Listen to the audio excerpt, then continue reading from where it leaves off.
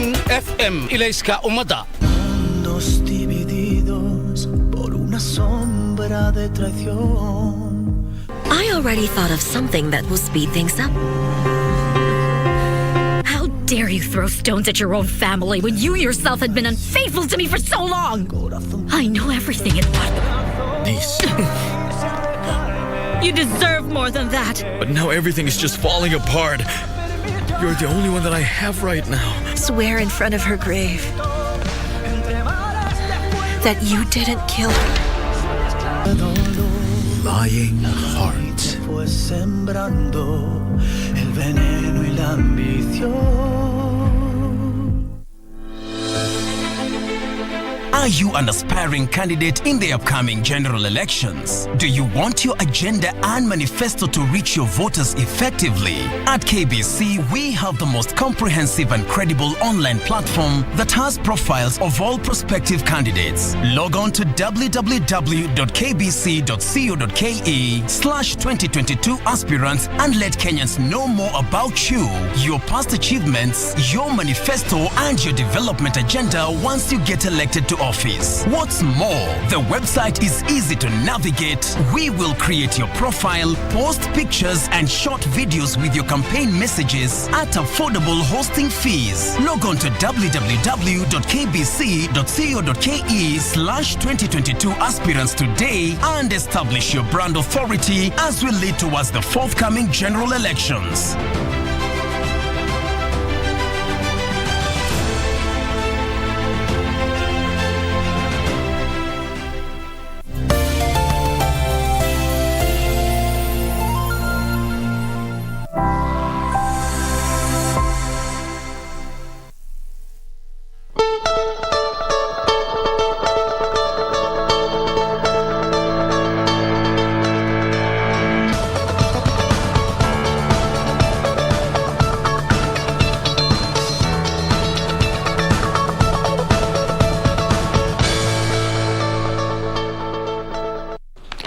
Good morning. It is March the 15th. That is 2022. We are looking at the political matrix with August 9th just around the corner. So today, Deputy President William Ruto is expected to be crowned the UDA flag bearer at the NDC that is going to be taking place at Kasarani.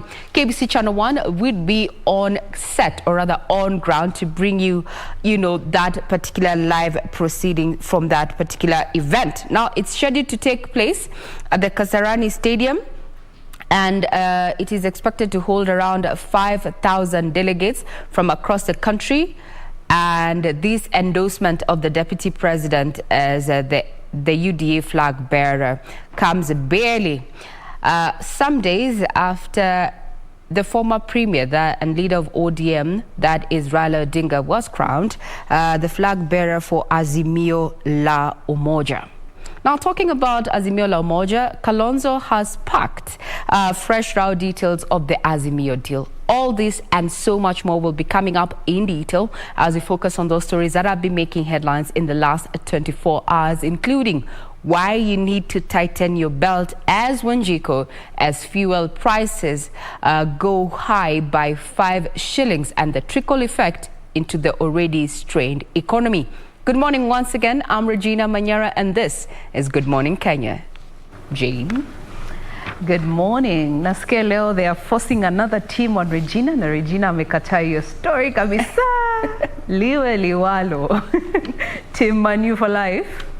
Indeed. There we go. Indeed. Indeed. Good morning, and welcome to the program. I am Jen Wamboy. As always, we appreciate that you choose to start your morning with us right here on Good Morning Kenya. It is a beautiful Tuesday morning, and as we always do it every Tuesday, we'll be having our health conversation, and today we'll be focusing on cancer and just looking at how far we have come as a country in terms of the treatment and the service delivery in the space increase of cancer in Kenya, and just looking at the deals that have been signed between our country and other partner countries, all in line with just trying to improve and, bring the mortality rates of cancer down, given we have an annual incidence of about 47,000 cases every year with a mortality rate of about 37,000. So you can see over 75% of cancer cases end in death. So what can we do as a country to alleviate and make this cancer burden not as much a burden as it is for us as a country? So we welcome you to share with us your thoughts. That discussion will be coming up in not too long. Doreen. Well, with the Kenyan youths being termed as leaders of tomorrow, what happens today with the majority of them also being urged to take up elective position, given it is the political season? But what exactly and what opportunities are there for the youth? This is also a conversation we'll be having today, even as that event is slated for today. That is the Public Service Emerging Leaders Fellowship, just to get to better understand what exactly is the space of youth when it comes to politics as well as leadership positions. Obviously that and so much more in store, as well as also how our roads will be looking like this Tuesday morning, our focus being on Jogo Road. Many thanks for making time. I'm Doreen Arange Okello. Great. Just to remind you that we are open to your feedback. You can get us on our various social media handles. I'm on Twitter at Ray Manyara. We have Traffic Marshal A1 Doreen Arange at Doreen Arange, and Lady Jane and Jane Wamboy on Twitter. However, the station handle is at KBC Channel 1. Include where you're watching this particular broadcast from. Now, without further ado, let us bring you up to speed with those stories that have been making headlines in the last 24 hours.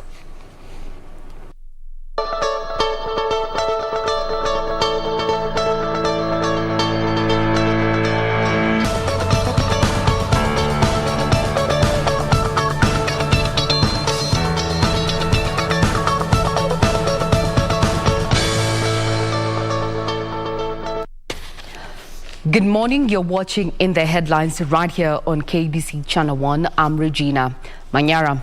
Now, Kenyans will have to dig deeper into their pockets as the Energy and Petroleum Regulatory Authority increased fuel pump prices by 5 shillings each for super petrol and diesel. The regulator says the monthly review change is courtesy of a jump in the landed cost of 13.4% for super petrol and 12% for diesel. This is a result of the continued conflict between Ukraine and Russia, being the world's second oil exporters. Hibak Said has more details on that. Across the country has been met with general disapproval, with Kenyans lamenting over the already soaring prices of living. The March-April fuel price review has seen an average price shoot of 4% for petrol and 5% diesel, with little relief as kerosene prices remained unchanged. In Nairobi, super petrol will retail at 134 shillings up from 129 shillings, while diesel is up to 115 shillings from 110 shillings per litre. Residents of the capital are now lamenting over the drastic price change, with many opting to shift to public means of transportation or even walking. Wengine wataacha kulima na unajua kulima lazima tutumie mafuta na hiyo ndio kila kitu. Kenyans say the price change is bound to affect the cost of living, which already has them by the scruff. Sasa wakiongeza mafuta wanaendelea kufinyiria wananchi. The prices in Mombasa will now read 132 shillings for super petrol and 113 shillings for diesel, a jump residents from the coastal city find hard to come to terms with. Tutakula sisi, wananchi wa kawaida atakuwa na uwezo wa kulisha familia, kuweka chakula kwa meza. It will be impossible. Wengine kwanza hawana kazi. Wengi wao hawana kazi. Wengi wao unaona sasa iko street hapo wanabangaiza. Na katika ile hali wakirudi nyumbani hawana vile wanaweza nunua mafuta. In Kisumu, the prices have jumped to 135 for super petrol and 116 for diesel per litre. Inatushinda kwa sababu saa hizi uchumi imepanda sana, hata ukienda kununua unga imeshafika hadi 150. Kama mimi nimesoea kwamba shite kija ama chochote kikucha juu anything extra wanarudisha kwa mtu wa chini. Lakini huwezi kujua kwamba that extra wapeleke kwa watu wa juu. As Kenyans grapple to come to terms with the new prices for the liquid gold, many worry of how they will survive in the new reality.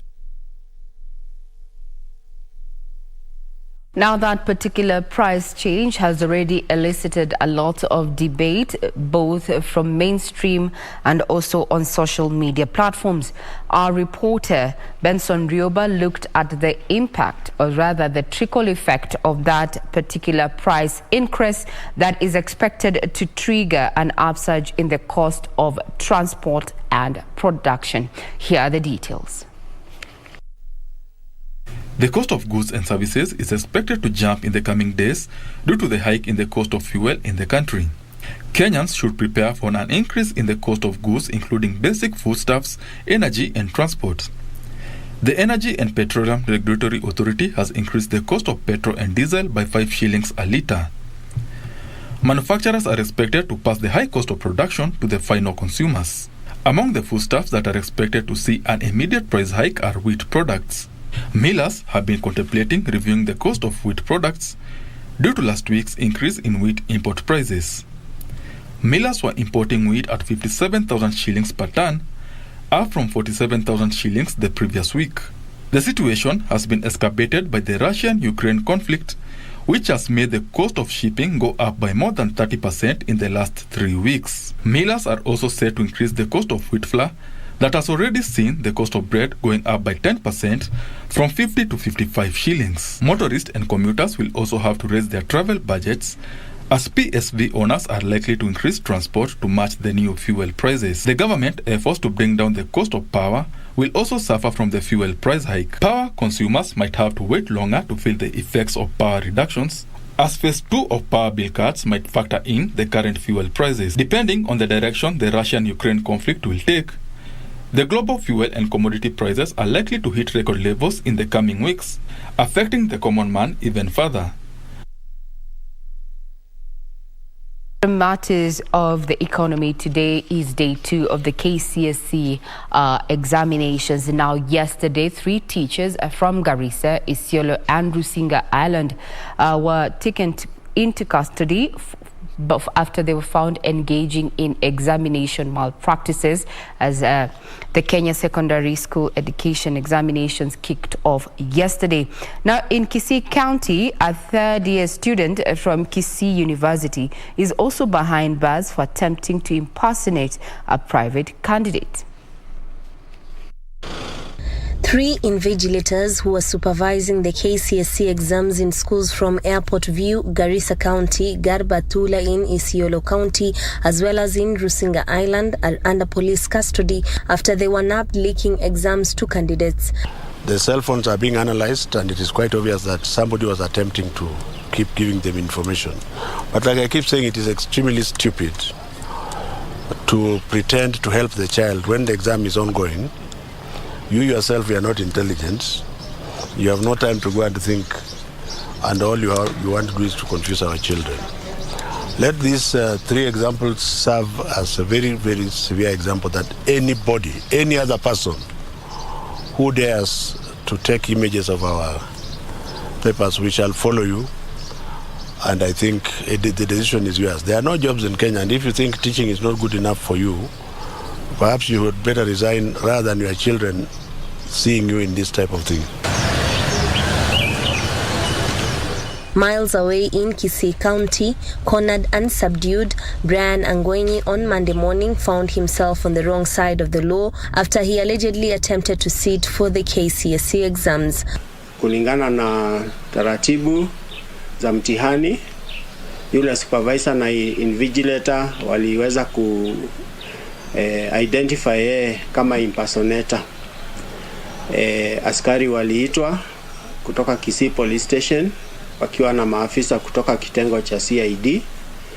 Walienda kule shuleni na wakaweza kumshika huyu impersonator, na sasa hivi ashawekwa kwa cell hapa Kisii Police Station. Mashtaka yake inakuwa processed na kesho asubuhi atapelekwa kotini. Police believe Brian was trying to sit the papers on behalf of one Martin Nyamwea. Huyu Nyamwea James Martin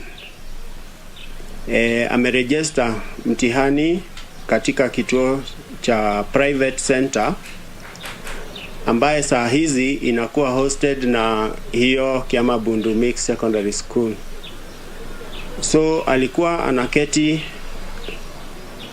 kwa English paper 1. 2 students were also arrested in Nairobi after they were found in possession of mobile phones. We are going to be very soft with them. We shall allow them to take the exams.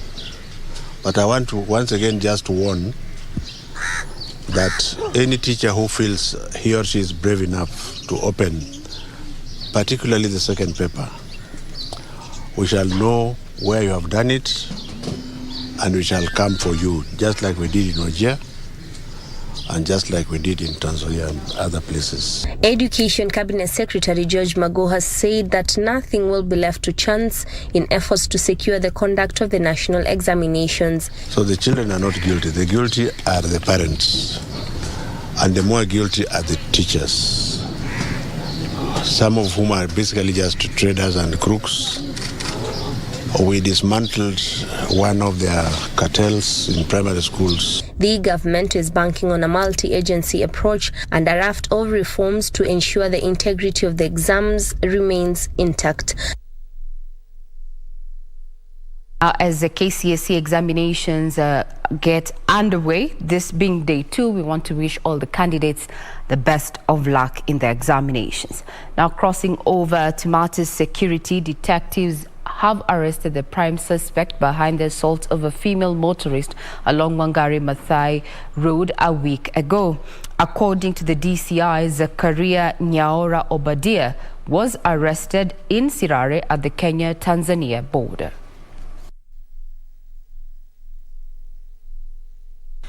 Zakaria Nyaora Obadia, a boda operator who has been identified by police as a key suspect in the Forest Road incident where a diplomat was harassed, leading to a nationwide crackdown on bodas, has finally been arrested.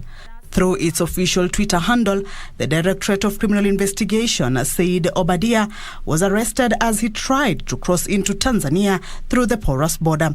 According to DCI, Zakaria Obadia has been engaging the investigators in a hide-and-seek game after escaping the police dragnet last week at Mukuru Kayaba through a sewer duct. Detectives say they narrowed down on Zakaria's identity through digital forensics employed by cybercrime experts at the DCI National Forensic Laboratory that placed him at the scene of the crime. Detectives now say he will face justice in strict conformity to the law. The incident, which attracted condemnation from across the country, saw President Uhuru Kenyatta direct a review of regulations to streamline the sector. I did give instructions and I have ordered a crackdown on all border operators starting here in Nairobi and moving across the country. The week-long crackdown saw the arrest of 16 border operators currently being held at police cells.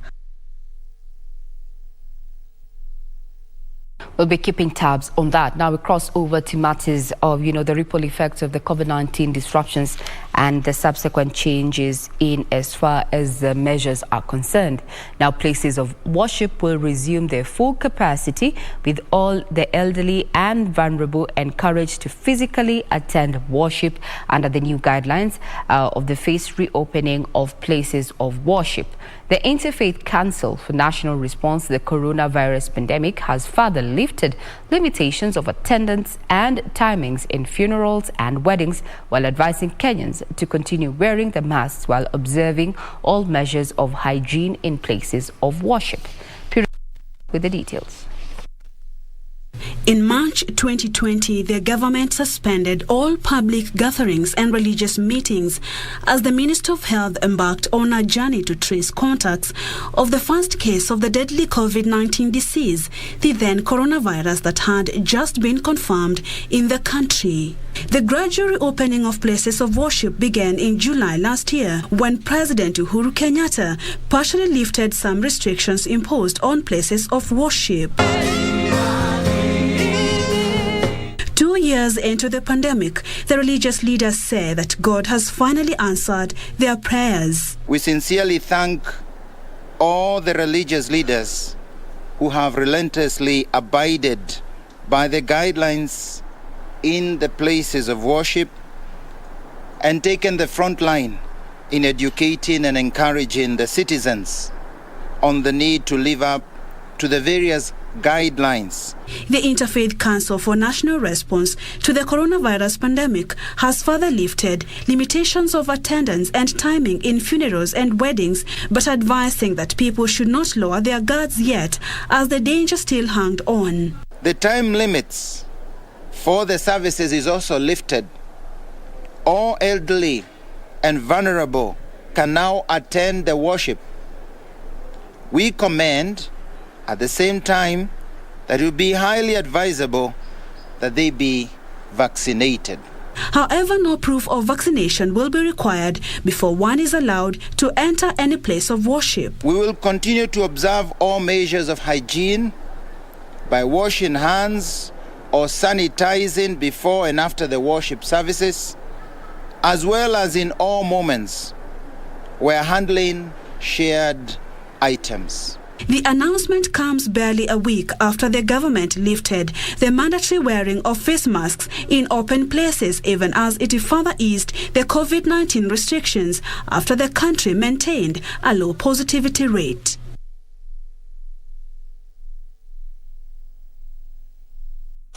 Just a quick reminder that we are not out of the woods yet. Remember to take care of yourself personally. If you needed to wear that mask, well, remember it is not prohibited.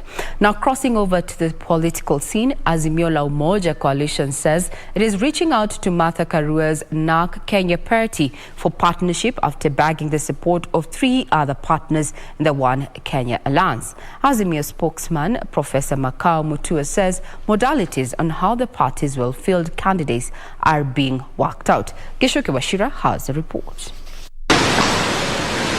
On Monday, Azimio la Umoja's flag bearer Raila Odinga arrived in London for a 5-day tour as Wiper Party leader Kalonzo Musyoka and KANU chairman Senator Gideon Moi took the coalition campaigns to Tharaka Nithi County. Mko ndani ya Azimio? Mko ndani ya Azimio? Wale wanasema Raila tosha, inueni mkono mlei. Maendeleo Chapter party leader Governor Alfred Mutua was also selling Raila Odinga's presidency in Kangundo, Machakos County. Kura zetu sisi wote zikiwa pamoja, Wakamba wakiwa pamoja, tuelekeze kura mahali pamoja, ndio tuwe ndani ya serikali. But even before the parties work on modalities of fielding candidates, intrigues on how members previously under One Kenya Alliance will be accommodated in the broader Azimio la Umoja coalition are arising. Since my appointment as a spokesperson for the Raila Odinga campaign, Azimio la Umoja coalition spokesperson Professor Makao Mutua and coalition presidential secretary chairperson Governor Dirito Murithi say Wiper Party, KANU and UDM parties signed individually to coalesce under Azimio la Umoja. What was signed on Saturday was an agreement to form the Azimio Coalition Party. Okay, that is what was signed on Saturday. Secondarily, let me just say that political parties come to Azimio as individual political parties. Chama haiwezi kubaliwa na sheria kuwa katika coalition mbili. Kwa hivyo ukiangalia Jumamosi, Secretary Generals wa vyama individually ndio walikuwa natia mkataba sahihi. Azimio la Umoja coalition is reaching out to Martha Karua's NARC Kenya party. The parties under Azimio la Umoja are working on nominations rules that will guide the fielding of candidates. Now, Interior Cabinet Secretary Dr. Fred Matiang'i has warned non-state actors that do not submit their annual returns of dire consequences.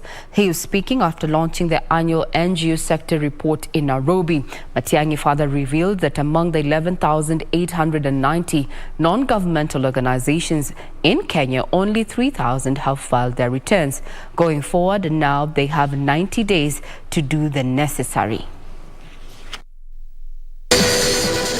The government now says it will deal decisively with non-governmental organizations operating without following the laid-down regulations. Interior Cabinet Secretary Dr. Fred Matiang'i, speaking while launching the annual NGO sector report in Nairobi, has read a riot act to the non-state actors that do not submit their annual returns. When we comply with the regulations and do what we are supposed to do and file our reports, one, for my colleagues at the Ministry of Planning and the National Bureau of Statistics, it is easier to get accurate and reliable data for planning, especially when it comes to engagement. The NGOs that have not complied have now been given a 3-month ultimatum. There are quite a number of NGOs who are not submitting their returns, who are not fully compliant. So as the NGO board, we have no option other than to strike them out of our register if they don't comply with our law. It's easier for us, now speaking as a security minister, to know that there are no people around who are being misused by terror organizations to masquerade as civil society organizations, but they are conduits for illicit funds and illicit resources that are going into radicalization and recruitment for terrorism. At the same time, he has called on such institutions to be careful not to be used in jeopardizing the peace in the country as the country heads to the polls. We must do whatever we can to ensure that the electoral process is not a conduit through which the worst of our passions are expressed and the worst of our parts and interests are expressed to the detriment of the unity and stability of our country. I want to plead with you, my friends, be very careful that your institutions are not abused in the process of these elections. However, the Interior boss lauded the non-state actors for supporting the vulnerable in the society. He said the government will create an enabling environment for the NGOs to effectively deliver on their mandate.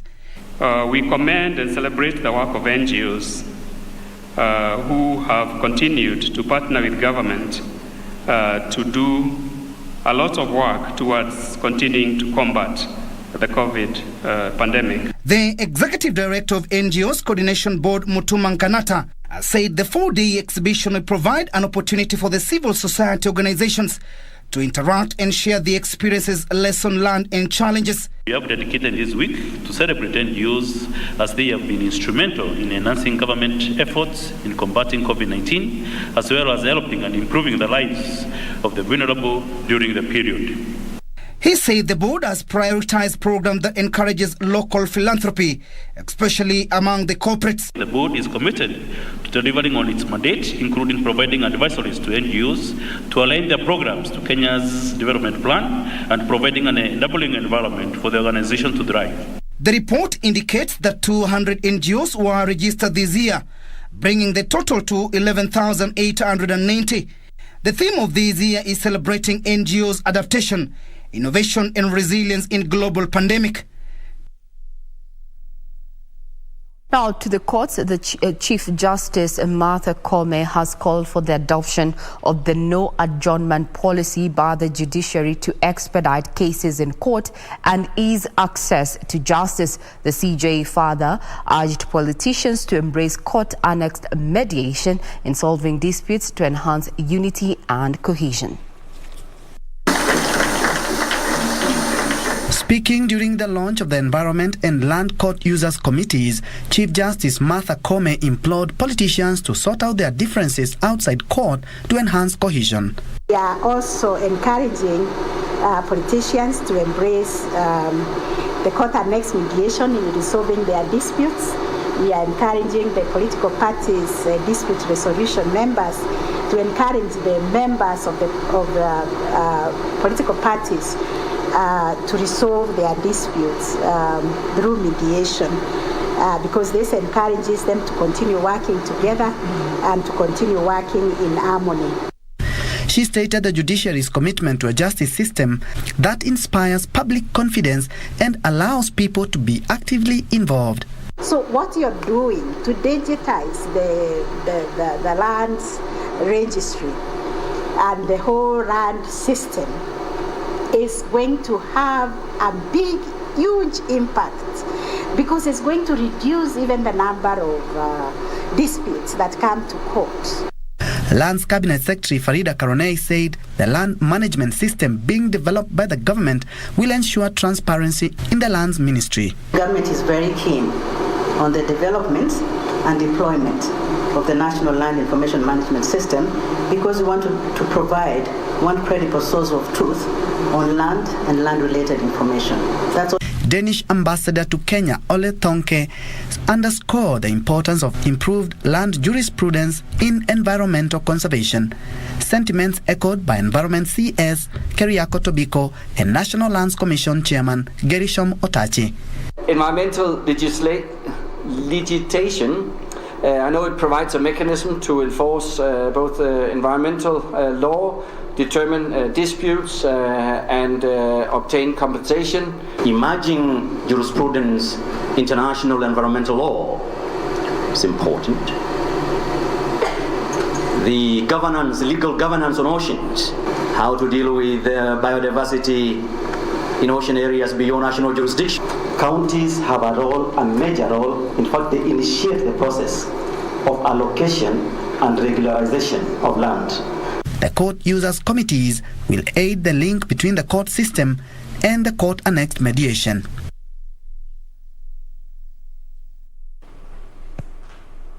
The CJ urging the judiciary to adopt the no adjournment policy to expedite cases in court and ease access to justice. We hope that this is actually adhered to.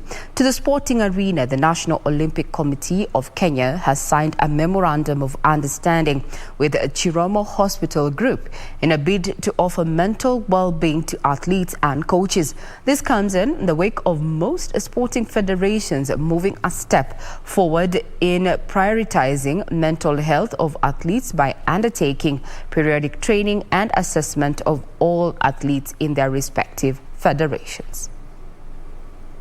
NOC Athletes representative Humphrey Kayange insisted on the need of offering mental well-being to athletes and coaches alike to ensure that they are mentally fit. We are happy that you've reached out and we're here today to offer this support not only to athletes, even to the support system, which is our coaches and entourage, who spend a lot of time with us. The Mental Health Partnership's ultimate goal is to change the narrative around mental well-being and enhance the Kenyan athletes' performance. Now, we are very happy that we found somebody who shares our vision, somebody who shares our feelings in terms of the need to educate, to create awareness, to change conversations around mental wellness.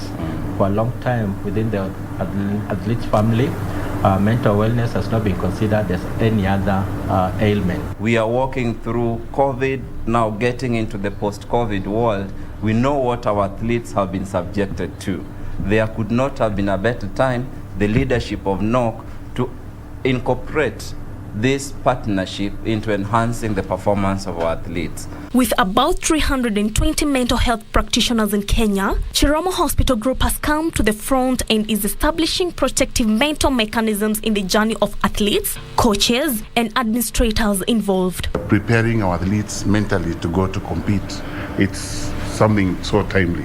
This will help prevent mental illness that deters athletes from being at their best and also ease the mental labor subjected to them by the world that is spectating them. This partnership under the leadership of NOC will see athletes open up about their mental status devoid of the stigma that could string along. For sports, I'm Nora Mwangi.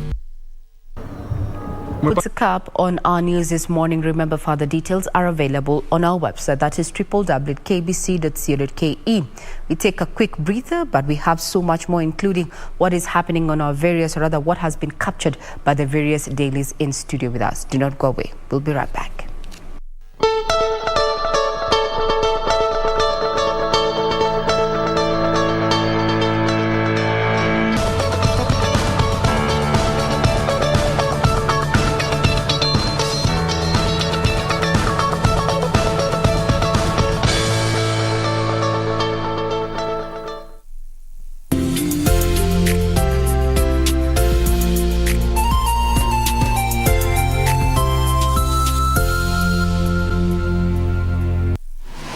Log on to the KBC website at www.kbc.co.ke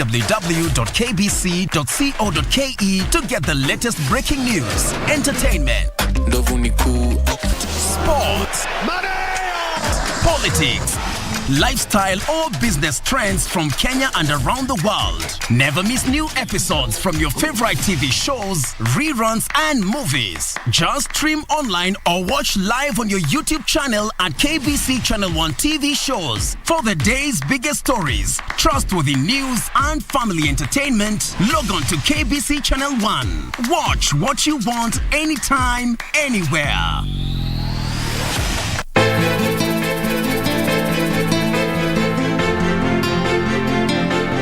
Kujisumbua na tangawizi ambao haitakufaa na lolote. Nakuwa unapata sauti yako Sasa utanisikiza au korogwe na watu. Ukisema watu unamaanisha nini? Uko sawa wakili? Mimi nishakuona Keti amekuingiza box. Ndio hivyo naweza kugundua kwamba huyu mtoto anaweza kuwa wetu. Mimi na wewe.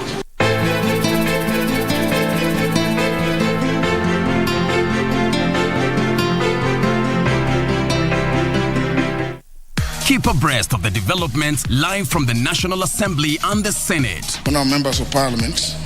The questions. When is the construction expected to commence? The motions. Beg to give notice of the following motion. The debate. Will as many as want to say aye? The statements. A statement on an issue of general topical concern. The petitions. Order number 4, petitions. Stay tuned to KBC Channel 1 and Radio Taifa for live proceedings from both houses of parliament from Tuesday to Thursday. Live, uncensored, unedited. KBC, your national broadcaster.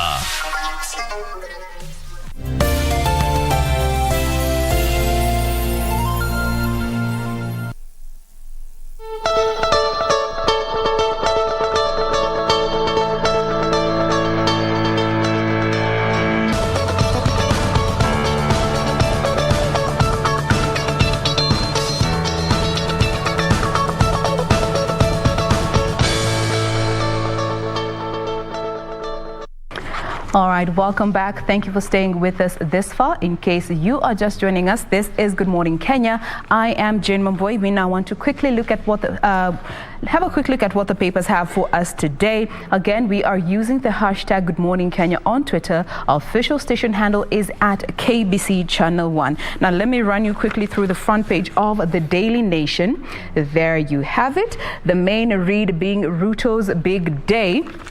This is in line with the big hashtag decision 2022. Ruto's big day, 2 days after firing a broadside against President Uhuru Kenyatta and just hours after receiving political defectors in Embu and Meru. The Deputy President will today stand in front of 4,350 UDA delegates inside the Kasarani Stadium in his quest to be officially named the Kenya Kwanza presidential flag bearer, setting the stage for the big battle, the grand battle with the Azimio team. That is what the main read has for us this day. And still on politics, Jubilee's U-turn on Raila's deputy. So for the longest, the Jubilee administration has been saying that whomever will be chosen as the running mate for Raila Odinga will have to come from Mount Kenya. But now, according to the party's vice chairman, David Murathe, says that that is no longer a priority as long as the fair share of government has been allocated to the Mount Kenya region. Being a number 2 is not as much a priority, and especially now given the entry of Kalonzo Musyoka into this grand alliance. So looking at the possible candidates that were fronted as the deputy, those that will be deputizing Raila Odinga, we have Mr. Peter Kenneth, Mr. Peter Munya, as well as Miss Martha Karua. Now, away from politics, looking at education, yesterday was the first day of the KCSE exams, and it was rocked with its fair share of challenges here and there. And there's a piece here that focuses on a principal that was arrested on the first day of the KCSE. in what has been termed as a show of might by the government. There was a principal that was arrested, a school supervisor, as well as 4 invigilators. They were arrested, and there were some 7 candidates from an adult learning center in Kisumu who did not sit for their exams, as their names were found to be missing on the list of registered candidates. Away from that, there is, of course, the main story concerning the Forest Road assault, given it was the end of the road for the fugitive that has been on the run for almost a week now. He was arrested yesterday when he was attempting to cross the border into Tanzania in line just to try and run away from the authorities, but he was caught. This is, of course, courtesy of the DCI. And finally, KRA is now snooping on businesses. ETR machines will be required to be connected to Times Tower. Alcohol breweries will be fitted with special gadgets to relay production volumes in real time.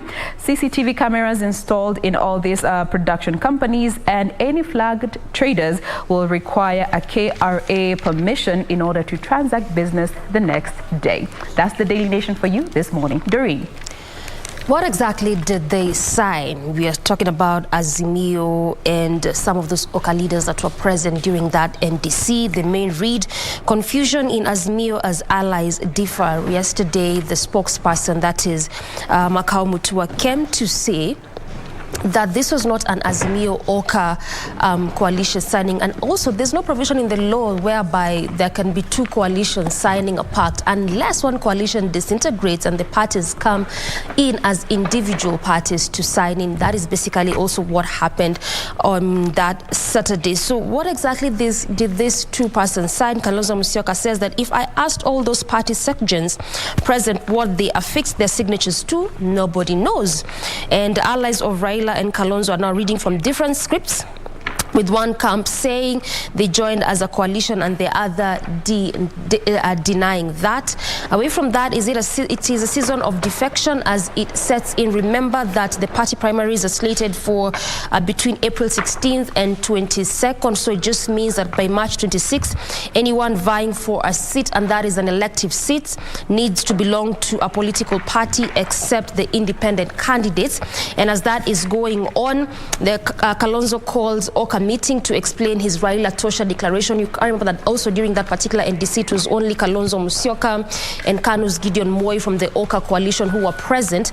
The others, including NAC's Martha Karua, as well as Cyrus Jirongo and amongst other leaders, were not present during that particular NDC, and this is why Kalonzo feels it is important to call the various other OCA leaders to just explain to them what exactly he meant by that. And also KCSE starts amid claim of leakages as it enters day 2. And lastly, Kenyans to brace themselves for more tough measures, as this story was also made its way during the GMK news brief, and this is after fuel prices rise again. Regina. Now, talking about, the confusion within the Azimio camp there, this particular daily goes with trouble in Azimio. Confusion galore. Wiper leader now stirs fresh controversy, raising the question about the deal that endorsed Raila for president, and OCA allies appear to be reading from different scripts. Those who have been mentioned in this particular story include Cyrus Jirongo, Martha Karua, and Nick Salat. That is Kanu, as well as NAC. And Safina, I think, if I'm not too wrong, no. So matters of politics continue taking center stage right here, where we expect that today is Ruto's big day, as he's set to take up the flag, or rather the mantle, so to speak, under UDA for the presidential candidature. That's the Deputy President Party to hold its National Delegates Conference at Kasarani Stadium with Martha Karua and Moses Kuria among the invited guests. Will they show up, and what will this mean? Well, we will be looking at that as we continue talking about matters of politics, as the political scene continues changing each and every day. Then, being KCSE Day 2, there's a story, double intake plan as KCSE exams underway.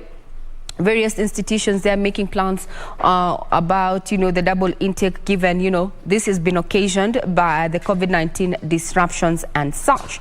Then talking about what is happening in Ukraine and Russia. Now, talks have resumed, but Ukraine remains under siege. Petrol prices up as the poor get kerosene relief. This is after EPRA reviewed its petroleum products fuel prices up by 5 shillings. However, kerosene prices remained unchanged. This is a detailed story in this particular daily that also looks at the trickle effect of the increase in fuel prices, where transport and the cost of production is set to go up, and consequently you and I as Wanjiko are expected to tighten up our belts as food and transportation prices are expected to go up. That's just but a sneak peek of what we have in this particular daily, being the 15th of March 2022.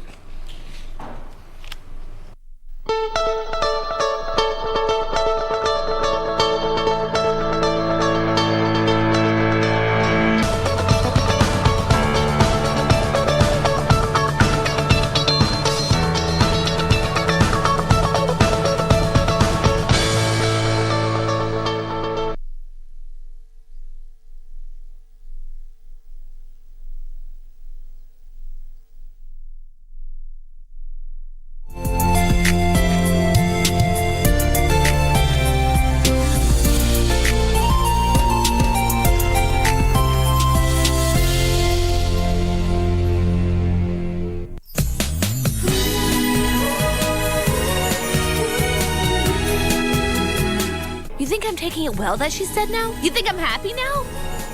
No! Mom! This isn't true! You're lying! Jesus, say something. Has anyone here seen Pinky? I looked everywhere, but I found nothing. You file a report for a missing person. In situations like this, odds are your sister's no longer alive. I'm afraid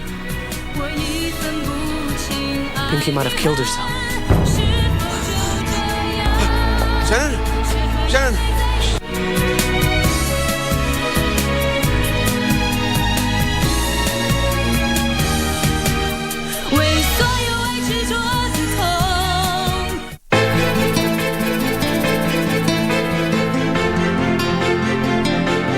Huyu mtoto sitaki atoke kwa hii nyumba bila ya ruhusa yangu. Mimi lakini mbona umenuna? Kwa mja papenda? Muona babake Maya? Sasa huyu amkuja kutugombeza sisi kuhusu Bingu. Yeye ndo amelala na yeye ama ni sisi? I need you to testify. Sorry, I cannot do it. Usipoishughulikia upesi itakuua.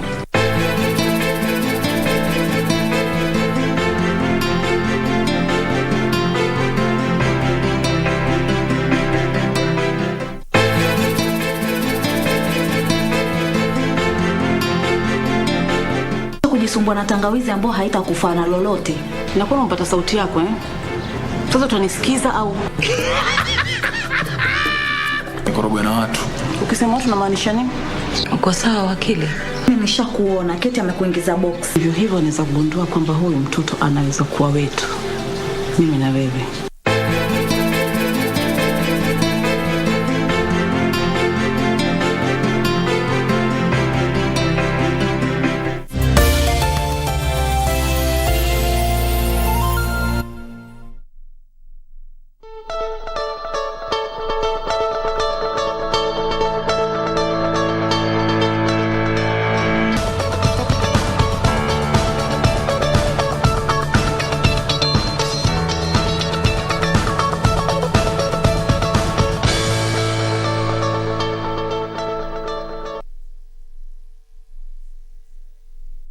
All right. Thank you for staying with us this far. We are glad you are with us. In case once again you're joining us, karibu tena sana. We are glad you have chosen to start your morning with us here on Good Morning Kenya. I am Jane Wumboy. This is Good Morning Kenya. Of course, you can let us know where you're watching us from today. We are using the hashtag Good Morning Kenya on Twitter. Our official station handle ever remains to be at KBC Channel 1 across all the social media platforms. My handle is at Jane Wumboy. So today we start off with our health segment. segment. Contrary to how we usually do it, we usually have people in politics, but today we've switched things up kidogo here and there. But that is that. In regards to health, today we are going to be focusing on cancer treatment here in Kenya, and just generally looking at how we can transform cancer healthcare, and especially when it comes to the delivery in the Kenyan space.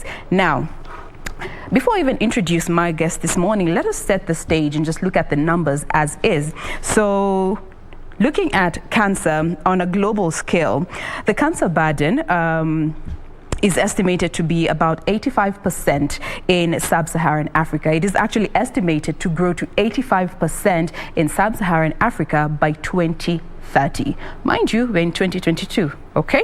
Now, looking at developing countries, they bear 80% of the global cancer burden. And when it comes to resources that are allocated to cancer treatment, only 5% is directed to this particular group, and that is developing countries.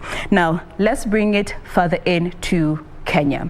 Looking at our country, cancer has been identified as the third leading cause of death, and this is after infectious and cardiovascular diseases. And the cancer burden, looking at the cancer incidence, the figures currently stand at 47,000 cases annually, a little over that figure, and the mortality rate is at about 32,000. This is over 75% of this particular figure, meaning 75% of people do not survive cancer here in our country. So what is being done to just ensure that we are redirecting more resources and more conversation towards addressing the cancer burden that we are experiencing as a people here in the Kenyan space? Well, to help us with this conversation this morning, we have two gentlemen with us. I'll start with the gentleman to my extreme right. He is Dr. Joseph Lenai, who is the Director of International Health Relations, working with the Ministry of Health. Good morning.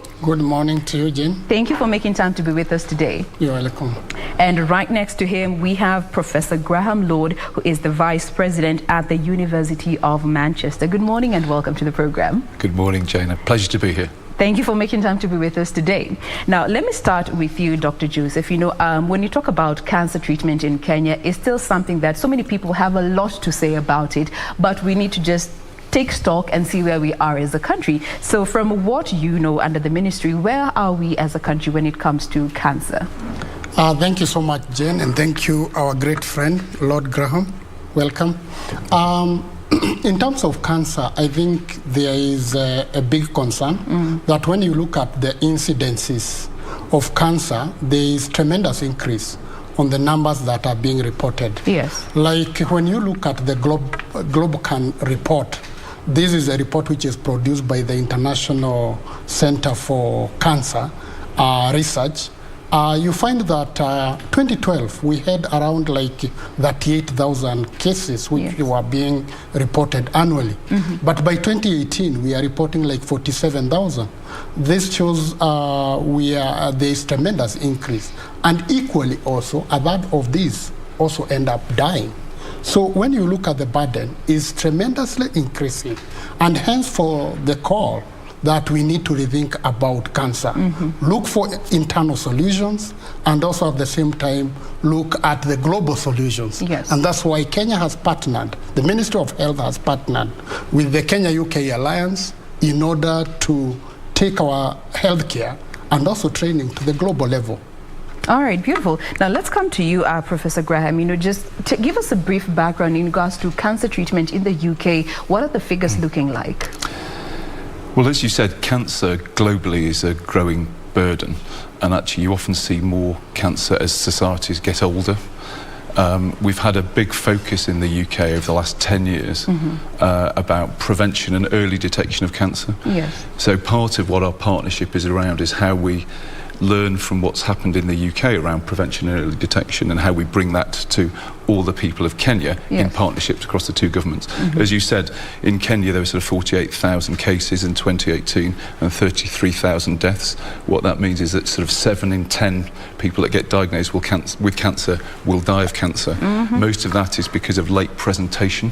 We know that if you can prevent or detect cancer early, you can treat it and the survival is much better.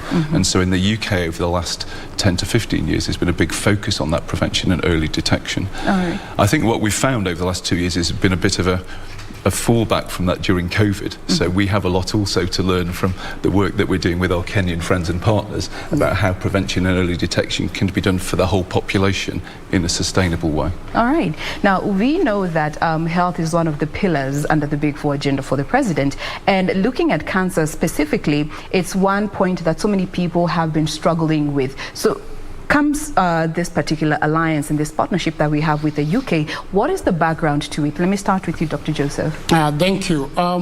What you find is that in the Big Four agenda of the president, one of the key pillars is universal health coverage. Yes. And of course, we have been fighting with infectious diseases, but with the time you are seeing the reverse, that the trend of infectious diseases is coming down, while the trend for non-communicable diseases is coming up. So even in the president's agenda, and even in the Ministry of Health, we are concerned about cancers, hypertension, mental health is also coming in. Yes. So we are looking for solutions internally and even externally. So deliberately, the president, when he went to UK, he has been to UK severally, and last year he was actually there twice. And in July last year, on 29th, we signed an MOU in front of the president and also the Prime Minister Boris with partners in the UK, and looking at two key things. How do we establish a center of excellence on cancer diagnosis, treatment, and even further management, which is at the global level? Yes. Then again, how do we establish a ripple effect where we are injecting this knowledge into the training such that even the people that we produce at the end of the day are oriented in a global approach to cancer issues. So this is a deliberate move by the president himself, and also a deliberate move by the Ministry of Health, led by the CS and the PS, in order to rejuvenate and reinvigorate issues pertaining to cancer. And this journey started. I think we'll be able to tell you more of what we have been able to achieve. Yes, and that actually brings me to the gaps that, you know, actually necessitated for such a partnership to come into play, looking at cancer treatment and the general conversation around cancer in Kenya. And I'd like for us to just have a quick conversation around those gaps. And the first one that you've just mentioned is when it comes to the healthcare workforce themselves, the human resource, when it comes to their training, to just make sure that it is on a global scale. Let me start with you, Professor Graham. You know, looking at what you have seen with the professionals in your country when it comes to how they deliver treatment and diagnostics around cancer, what are some of the notable differences that you saw that, you know, could be transferred in terms of knowledge to the Kenyan professional workforce? I think what we see globally, actually, and obviously including the UK and Kenya, is at the moment we have a shortage of supply of healthcare workforce, whether that's doctors, nurses, radiographers, allied health professionals. So actually, in partnership with Kenya, we're looking to see how we can address that workforce gap. So this is a global problem. Clearly, it's important that people are trained across the whole healthcare workforce to the highest global standards. And I think, as my friend said, that's really important as we develop this partnership, that everything we do is the best in the world, and Kenya leads the world in this area. Yes. So one of my jobs, I'm the Dean of the biggest medical school in the UK, and obviously we train our doctors to a very, very high standard, as you do in Kenya. But I think how we learn through that medical curriculum, and it's not just about doctors, but this is the example that I'm giving, is how we train our doctors for the future as well as for now. I think what we've found in terms of the universal health coverage we have in the UK, which we call the National Health Service, which we're very proud of, we have universal health coverage, which aligns very well with the President's Big Four agenda of universal health coverage, is how you do that in a sustainable way. And what we want the healthcare workers of the future to look like might be different from today. So again, we're learning from our partnership with Kenya about that, about how we focus on public health, prevention and early detection for the future, because that's how you make a healthcare system economically sustainable, and critically how you diagnose patients with cancer earlier. Thank you. In addition to what Professor is saying, actually the gap is not at the primary healthcare level.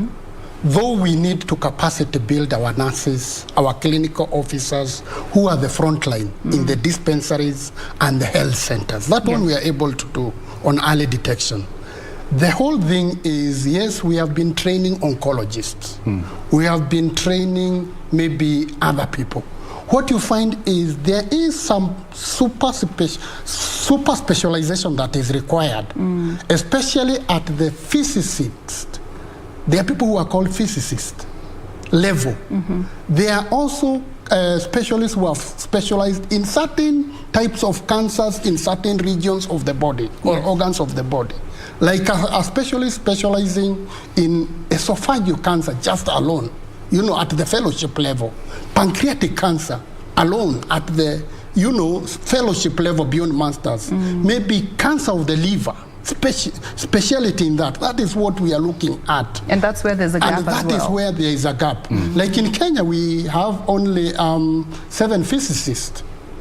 What we are looking at is even this collaboration as we continue, putting radiotherapy machines in Mombasa, Nakuru, Garissa, apart from the ones that we have in Kenyatta and also Moi Teaching and Referral Hospital. How do we expand that specialization level?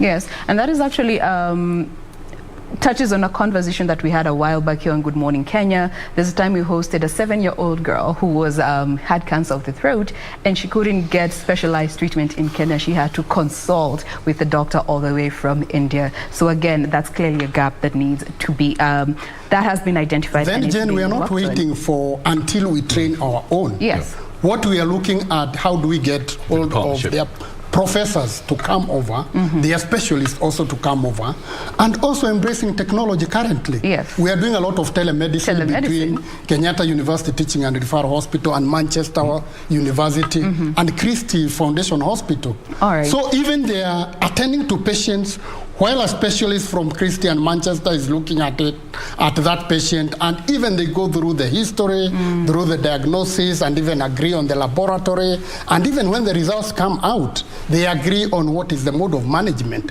So that is already happening through the UHC agenda. All right. Now, this is all in line with this partnership that Kenya has with the UK just to make sure that healthcare is no longer a route to poverty that many people have been experiencing. Now, we want to take a very quick breather. We will be back to continue with this discussion. Again, feel free to interact with us using the hashtag Good Morning Kenya on Twitter.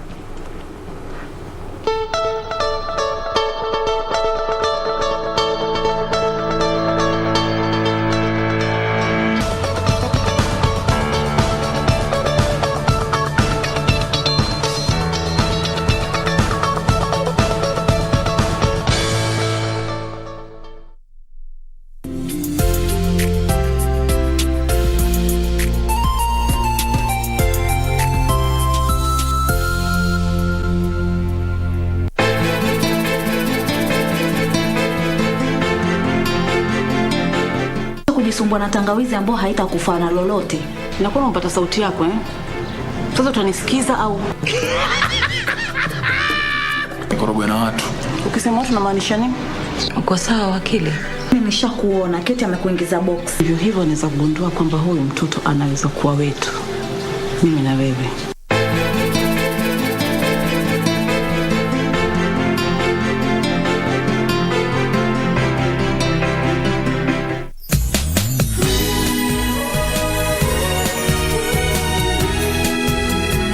You think I'm taking it well that she said now? You think I'm happy now? No! Mom! This isn't true! You're lying! Jesus, say something. Has anyone here seen Pinky? I looked everywhere, but I found nothing. You file a report for a missing person. In situations like this, odds are your sister's no longer alive. I'm afraid Pinky might have killed herself. Shannon!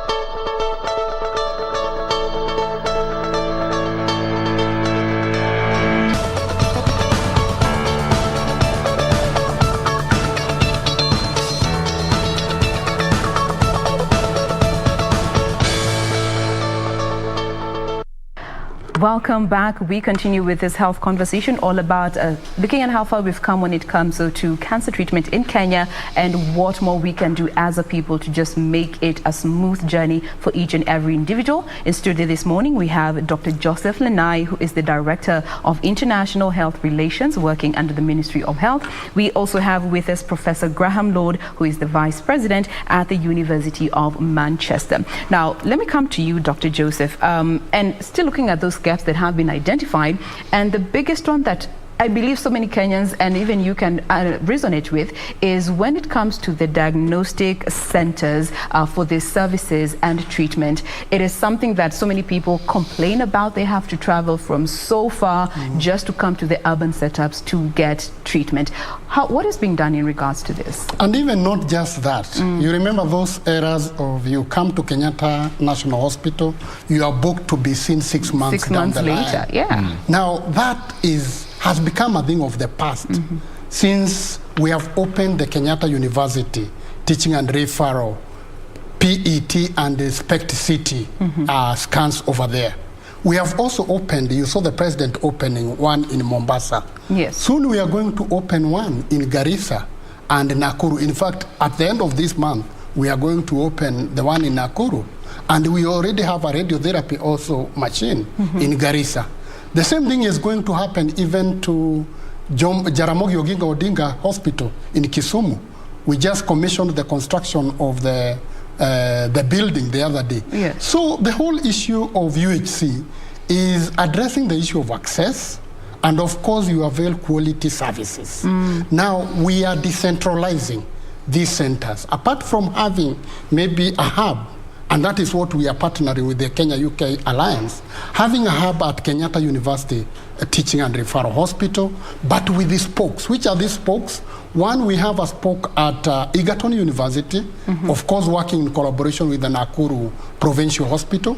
We have a spoke at Maseno University, which is working in collaboration with Jaramogi Oginga Odinga Hospital.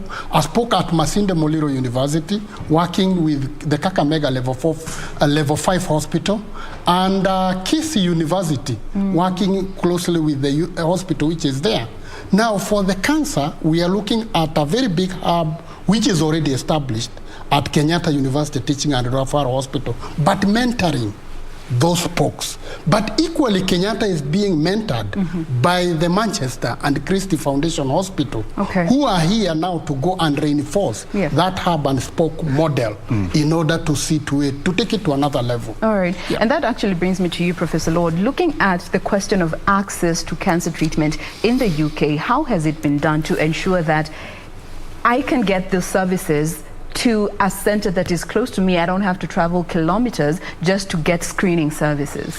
So a great example, and this is what we're working very closely with our friends at Kenyatta University Teaching Hospital and across the whole of Kenya, is how we have a network of cancer services for diagnostics and treatment within Greater Manchester and also across then the whole of the UK. So wherever you are in Greater Manchester, whatever district you're in, you'll get the same treatment as if you went straight into our hub, which is the Christie Hospital. Quality? The same. The same. Absolutely the same. And I think the other thing that we've spread that network out even further in terms of the prevention and early detection is actually Manchester has pioneered for the UK and also for the world how we go out and into the community. So we have mobile units and take CT scans and early diagnostics out, even out of hospitals and beyond primary care to where people are when they have some symptoms. So maybe it's a cough, so we'll go and talk to them and give them an early diagnostic to try and prevent lung cancer, for example. So there's a network effect, so you get a minimum standard whichever hospital you go into, and then there's a community effect to spread that network out. So that's how you start to build universal healthcare coverage for cancers, for specific cancers, but also if you build a healthcare system in that sustainable way, it's also useful for cardiovascular disease, for mental health, or even prevention of infectious diseases. It spills over both it spills over, diseases. yes. And borrowing that, what we are applying in the universal health coverage for the president is looking at even those spokes that we are talking about. How do they serve the communities and the counties which are surrounding? And especially given health is devolved. Exactly. Yes. Looking at Nakuru, it should be able to serve Baringo, Laikipia, serve Nyandarua, and even Narok, you know. So we are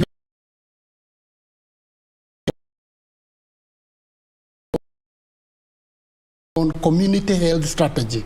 In Kenya, you know, we do have those community health volunteers who are there. So in terms of prevention, early detection, as I said earlier on, apart from building capacity in the health centers and the dispensaries of frontline health workers who are the nurses and the clinical officers to detect early, we are also building those who are taking care of the households, who are the community health volunteers. There is already a package. Okay. And in addition, you know about the family medicine doctors that we sent to Cuba. They are already back in the country, all of them. And what we are doing is all of them are going to be positioned in the counties, and they will be working on what we call the primary health care network, all the way to the household, looking at dispensaries, health centers, up to the community health level. Now, let's come to the financial aspect of cancer treatment. You know, they say so many Kenyans are one medical bill away from poverty. And the main goal of UHC is to ensure that every Kenyan gets quality healthcare services without going financially broke. Now, looking at cancer treatment, we know it's not cheap, but how is it being factored in the UHC to ensure that we get that world-class service to each and every Kenyan at an affordable price? Let me start with you, Dr. Joseph. Thank you. Since we opened 4 months ago, the Center for Cancer Treatment in Kenyatta University Teaching and Referral Hospital, the center has already attended to more than 300 people within 4 months. What you find is that these are people who could have traveled to India. And what does that translate to? Give it an average of like 2 million is what they could have used to go to Mumbai and other hospitals. So that is, within 4 months, those families have been saved 0.6 billion Kenya shillings. I think he'll tell you, even the statistics that we have, is like we save like 12 billion annually Kenya shillings. We'll save 12 billion Kenya shillings if we decentralize that. And in addition, what are we doing? All these centers that we are establishing, we are also packaging the NHIF package for cancer treatment, management, and even diagnosis. And how is it?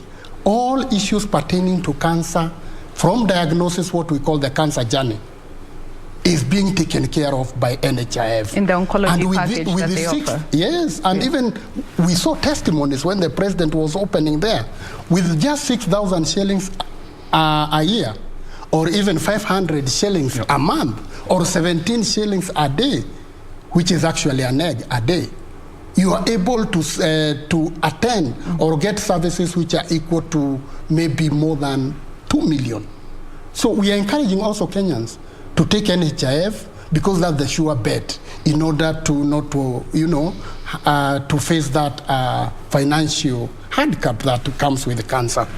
All right, and just to also hear the same when it comes to the financial aspect, looking at the National Health Service in the UK, how has it been made affordable for all citizens to be able to access quality medical care without fearing the cost implications that would come with that?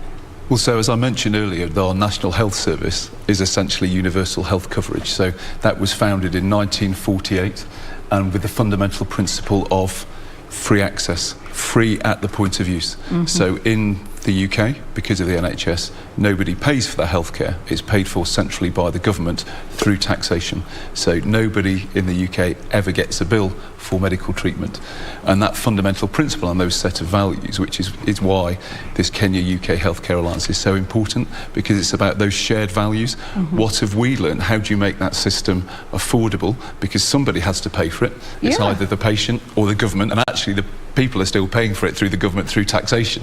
It's just not, there isn't that direct transaction. So as you say, so nobody in the UK is one bill away from bankruptcy. And that's how we're going to try and work with our friends in Kenya to say, this is what you need for universal health coverage, because that worry for everyone is just unacceptable. And that's why I think this Big Four agenda that the President is launching is so important. Yes. And the deliberate things that have been done already. Yes. Not everyone, of course, can pay for NHIF. We are identifying those who are very poor, what we are calling the indigent population. And NHIF already has them in the system. We are going to pay for 1 million people this year, this financial year, for NHIF. So apart from people taking NHIF, government is also deliberately looking at the poor of the poor who we should be able to pay for. And we expect to escalate that to around 5 million in the next 5 years. All right. Yeah. Now, we have been talking about this Kenya-UK alliance. Maybe somebody is watching and wondering, okay, what is this? When did it happen? It is an agreement that was reached last year in July between Kenya and the UK government. And maybe you could give us those details. Also, we could also get to hear from the UK side of the divide for the benefit of our viewers once again. The relationship between Kenya and UK is that of a mother and a child, let me call it. That it is so intimate. We have had a lot of good relationship from colonial time and even post-colonial, but this has taken us to another level. The coming together of the Kenya-UK team and universities and individuals has taken our conversation to another level. Now, this just started from the side chats of the president himself and the Prime Minister Boris, where we saw there is a need to have the universities within UK, especially Manchester and even Christie Foundation, to team up, partner with institutions back in Kenya to take this issue of healthcare and UHC to another level. Yes. Now, we signed an MOU last year on 29th of July, and this is what we are here to oversee. What have we been able to achieve and even come and reinforce further the spirit that was there, maybe. Yes, just to add on to that, how do you feel even UK can benefit from this partnership with Kenya? Well, I like the way you put the mother and child relationship. I might actually put it the other way around. I think the UK has as much to learn from Kenya as the other way around. That's why it's a real equal partnership, but it's led by Kenya, which is why it's the Kenya-UK Health Alliance, not the UK-Kenya Health Alliance. So that's very, very important. We have a huge amount to learn about how you build a sustainable healthcare system almost from scratch. In the UK, we're trying to retrofit all of these new ideas, whereas actually in Kenya, we're doing it, getting it right the first time. Yes. So we have a huge amount to learn about how we make that affordable and sustainable and how we reach every person in the population.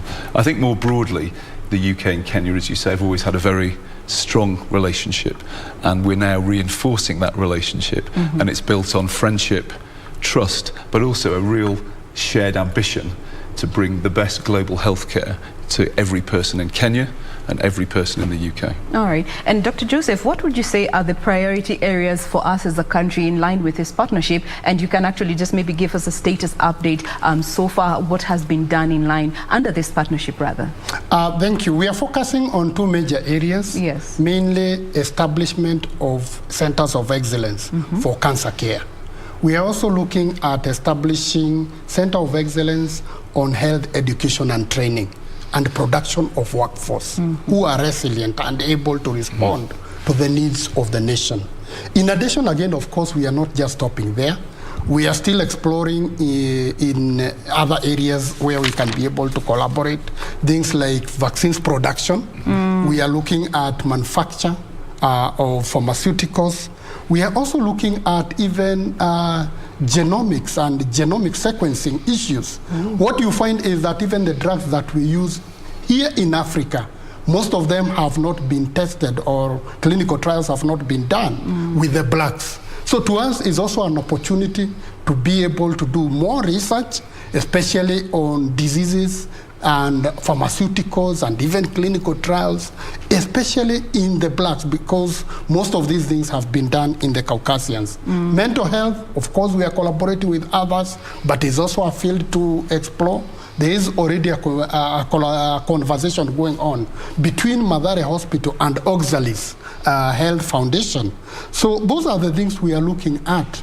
And of course, post-COVID, what are some of the things that we can be able to take to another level? All right. Yeah. And speaking of taking things to the next level, when it comes to exchange programs, how is that also being factored in to just make sure that even the transfer of technology is, flowing seamlessly between Kenya and the UK? We've already established, and in fact it was something that I announced with the President in July of last year when we signed the MOUs. We've already established some scholarships, the Jomo Kenyatta scholarships for students from Kenya to come over to Manchester. We we have a number of exchange programs for the reverse to occur as well. And actually part of our visit this week is to try and establish the firm foundation for that, so that more and more people can come over to Manchester, learn about medical physics. We can then combine that with sort of telemedicine and hybrid working, so that we make this a very sustainable partnership. Yes. I think now the other aspect of the partnership that I should emphasise is how we're partnering on research, and particularly as you mentioned around genomics, there are lots of treatments that are given to an African population that we don't know how effective they are, because as you say, they've been tested in Caucasian populations, and we know that the genetic background is very different, but we don't know how it's different and how that affects treatment responses. So that feeds into the other part of how you make a sustainable healthcare system. If you're giving treatments, you need to know that they work. You need to know that they're effective for them to be cost effective. So we have a very, very deep partnership with researchers in Kenya and in the UK around, particularly related to cancer. What are the causes of cancer? How can we treat it better? Because actually if we treat it better or we diagnose it earlier, it's also cheaper, and that's when you can cure patients. So there's a very holistic partnership for the Kenya-UK Health Alliance that covers a lot of areas. R&D is always a critical area, and it's actually a very big gap. We had a conversation a while back with the Mary University, still focusing on research and development. Now, looking at technology in terms of keeping up with the times, and the fact that we acknowledge the fact that there's some specialized cancers that require specialized treatment, and those professionals could not be in the country, therefore coming in the whole aspect of telemedicine. How is it being factored in to just make sure that every Kenyan can actually get these services from a professional who might not be in the country, but they don't have to, travel all over the world just to get the services? Telemedicine being adopted in the health facilities. This was even started before even the MOU was signed, in that Manchester University signed an MOU before, even with the Kenyatta University Teaching and Referral Hospital. So the point is that the first win that they had was establishing the telemedicine network, where they could see patients together, diagnose together, and even agree on the management. That has been ongoing. And there is already a platform in the digital platform for MOH where they are riding on that. Now, in addition to that, what you find is that now Kenyatta University is supposed now to start with the spokes that we have over there. Of course, we are embracing technology in this era. It goes even to the extent of even sharing things like radiological imagings and so. So we are looking at the whole spectrum of health, where we can be able to share with specialists on the other side. And there are testimonies even by patients that are true. Were it not for even that collaboration, would have not gotten where we are. Now, the question of awareness is something that we cannot fail to address, just making sure that all this information that we are having here gets to each and every citizen, the common mwananchi. And looking at the UK, what has been done to just make sure that this information flows seamlessly between the professionals and the citizens, that they know if I need this type of service for this cancer, I can get it here, and I know the steps to take to get this service? In the UK, we have a system of sort of primary care, which is usually the sort of first point of contact for patients to go to a general practitioner, and then there is onward referral from there. But actually, and I emphasise, we have a lot to learn from our Kenyan partners here, because that information flow and understanding, making patients understand what the early symptoms of disease are, is absolutely critical. So actually, part of that information flow is doing interviews like this and telling people about the symptoms and what facilities that they can access. In the UK, we do a lot of work around digital sort of apps on people's phones to get information out to them. This is a developing area. And again, to my earlier point, this is where we're going to learn a lot from our Kenyan partnership, because actually in terms of that digital infrastructure, Kenya is much more advanced than the UK. You have universal 5G coverage. So how you utilise that in this partnership to get information out to patients through their phones and different functions like that is going to be really important. Yes, because that's the other area of concern, where people seek treatment when it's a bit too late, yet the symptoms have been manifesting. They have been taking over-the-counter medicine to just deal with the pain because they do not know this information or do not have access to it. What is being done to this end? I think knowledge is the first remedy in terms of prevention. And when do you look at the statistics that we have, breast cancer leads in Kenya, followed by cervical cancer, esophageal cancer, then prostate, then colorectal. Now, I think it's very, very important for people, one, to embrace change of lifestyle in order to prevent. Yes. Now, what are some of the things that we are telling people to avoid? Things like alcohol, things like smoking, you know, they need to avoid all that. In addition, again, yes, you need to do self-breast examination, you know, and when you find a lump, kindly don't assume, because most of the cancers, sometimes they are painless. You are just having a lump and it is painless. So it's good you take precaution as early as possible. When it comes to cervical cancer, if you have any abnormal bleeding, or even maybe any fall discharge which is coming out, or even any pain maybe during the time that maybe you are maybe having some, you know, what we call the reproductive engagement. So if you have pain, what we call dyspareunia, I think it's important you take an action. Agreed. When it comes to esophageal, if you have any difficulty in swallowing, which usually starts with the solid, then liquids, I think it's good you take precaution as early as possible. Then for things like prostate, if you have any difficulty in urination, maybe you are having, maybe it's coming out slowly, and so you need to take precaution as early as possible. Or even for colorectal, which is number 5, if you have any bleeding in the stool, or you are seeing some blood in the stool or so, you need to take precaution. So knowledge of how these things manifest is usually the first way to prevent or even diagnose.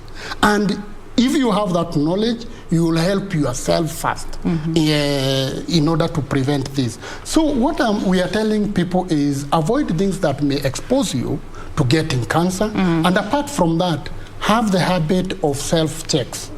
And also what we're encouraging is families even to take precaution in terms of having the regular family checkups every 6 months or even once a year. Take your wife, take your children for just general checkup, and hospitals are able to do that and even detect early. Beautiful. Remember, this is a conversation around the state of cancer in our country and the steps that are being taken by government to ensure that service delivery is no longer a problem. Each and every Kenyan can access treatment and medical services when it comes to cancer. Just transforming the whole cancer approach in Kenya. And we welcome your questions if you have any in regards to this matter. And there's a question that has been directed to Professor.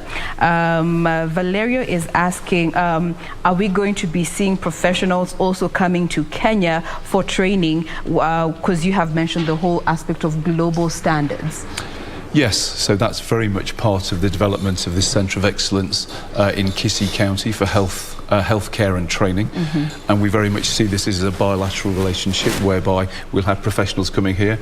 And in fact, as we talked about the economic benefit of keeping people in Kenya for PET scanning for cancer, over time you will be able to generate, if you like, international students coming into this country from outside of Kenya for training in medicine and nursing, and that's what makes the whole healthcare system sustainable. So if you have those global standards that the partnership will work towards around giving you that assurance that this is at a global standard, actually you can generate work and training for people coming into Kenya from all over the world, and that's a really exciting opportunity. Yeah, the question of quality, you know, we just, I think this is someone who's speaking from a point we just don't want to go there. You should also send people over in our country to learn. Yes, now, absolutely. Yes, the next question, maybe Dr. Joseph, you could address when it comes to making sure these services get to the local Mwananchi down in the village, looking at the rural setup. Again, it's something that I know you had touched on, but again, it's a question that has been asked. Thank you. I explained about the establishment of the primary health networks with our Cuban family physicians who are already in the country, the ones we trained in Cuba. We have decentralized them to the counties. And what you are finding is that they have established a system of where they can visit the level 4s, visit the health centers, and visit even the dispensaries, and be in touch also with the community health volunteers who are manning the households. So the primary health network that we have established following our UHC strategy is what will be able to ensure that. And of course, what are we also doing? There is the reverse referral that we are looking at. There are mobile medical equipment that will also be available. Things like cryotherapy machines, colonoscopy machines, which are portable, they will be going with them to the lowest level possible, even up to the household. All right. Now, a final one from Faith the Thinker. She says, I love this work that is being done when it comes to cancer treatment, but you should also focus on maternal health care. In as much as it is free in public health care facilities, it still remains to be wanting. Yes, that is all I can read for TV. Again, the question of maternal health care. Yeah. This is all in line with the universal health coverage, ensuring that you get any medical service at an affordable price and it is of good quality. Now, that brings us to a close of this conversation. I don't know if you have any social media platforms that our viewers can engage with you later. Joseph? Yeah. Are you on the social media platform? Yeah. How can our viewers interact with you? I'm on Twitter. At Joe Lenai. Joe Lenai? Yeah. All right. What about you, Professor? We don't have a social media platform, but actually I think we do it through our partners in Kenya. Yeah, fantastic. I think also MOH has a platform. Yes, MOH, yes. Yeah, and I think that's also another platform that we can engage in. Digital, embracing technology. Yeah, exactly. All right, now that brings us to a close of this conversation. We have been speaking with Dr. Joseph Lenai, who is the Director of International Health Relations, working under the Ministry of Health. We have also been speaking with Professor Graham Lord, who is the Vice President at the University of Manchester. Thank you very much, gentlemen, for making time to be with us today. Thank you, Jane. Thank you, Jane. All right. Now, we are not done with Good Morning Kenya. We're going to take a very quick breather. We will be back with more that we have lined up for you. Do stay with us.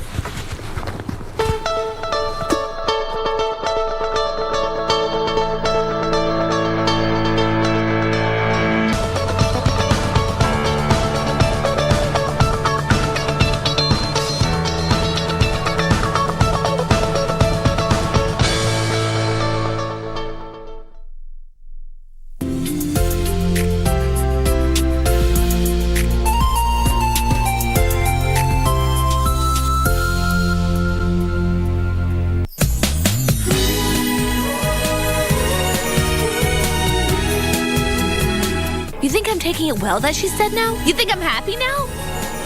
No! Mom! This isn't true! You're lying! Jesus, say something. Has anyone here seen Pinky? I looked everywhere, but I found nothing. You file a report for a missing person. In situations like this, odds are your sister's no longer alive. I'm afraid Pinky might have killed herself. Shannon! Shannon!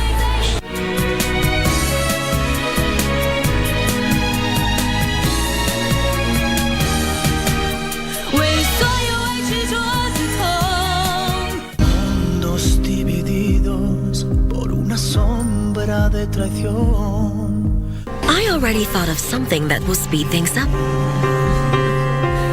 How dare you throw stones at your own family when you yourself had been unfaithful to me for so long? I know everything about This. you. Deserve more than that. But now everything is just falling apart. You're the only one that I have right now. Swear in front of her grave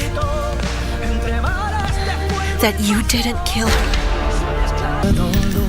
Lying heart. Fue sembrando el veneno y la ambición.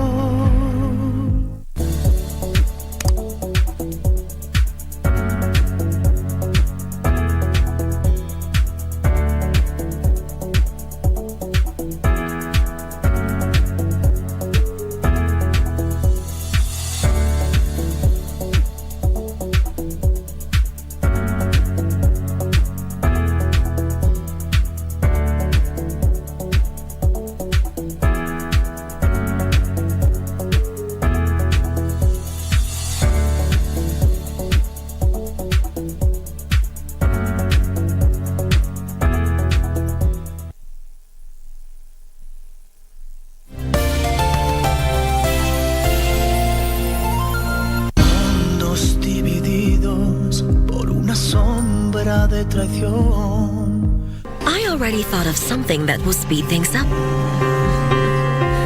How dare you throw stones at your own family when you yourself had been unfaithful to me for so long? I know everything about Niece. you. Deserve more than that. But now everything is just falling apart. You're the only one that I have right now. Swear in front of her grave that you didn't kill her. Lying heart. Fue sembrando el veneno y la ambición.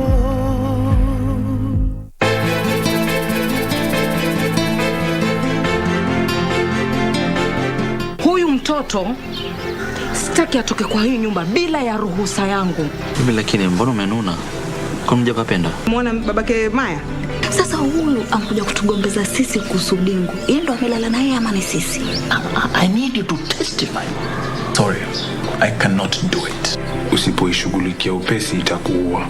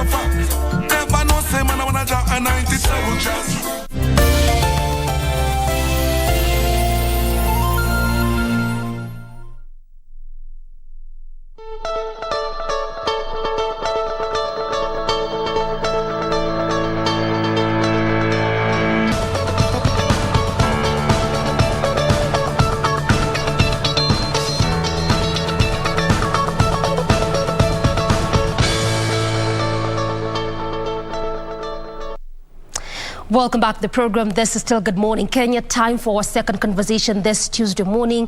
And as we talk about the youths being the leaders of tomorrow, what about today? What happens today? And what opportunities are there available for the youths when it comes to leadership and governance? That is our conversation this morning. Our focus being on perspective of youth when it comes to leadership and governance. My guests are on set. They'll be helping us dissect this conversation all together and helping us understand just where exactly the youth lie when it comes to leadership, governance, and politics all together. I'm joined by Dr. Sylvester Obongo to my extreme right. He is the Director of Performance and Service Delivery Transformation at the Public Service Commission. Right next to him is Jim India, the Program Manager at Emerging Leaders Foundation Africa. And lastly, I'm joined by Andrew Levi. He is the Global Senior Manager at Emerging Public Leaders USA. Gentlemen, karibu sana to the program.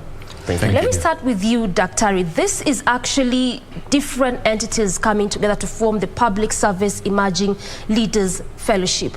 Tell us about this formation, what it's all about, the aim, why it was formed, and what it's set to do. Thank you very much.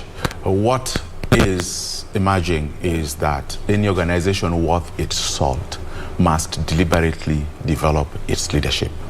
So this is a very deliberate move for the Public Service Commission to ensure that the public service as a pipeline of leaders.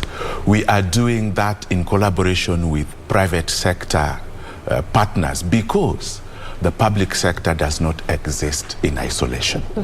And this program has been implemented in the Liberia with a level of success and Ghana.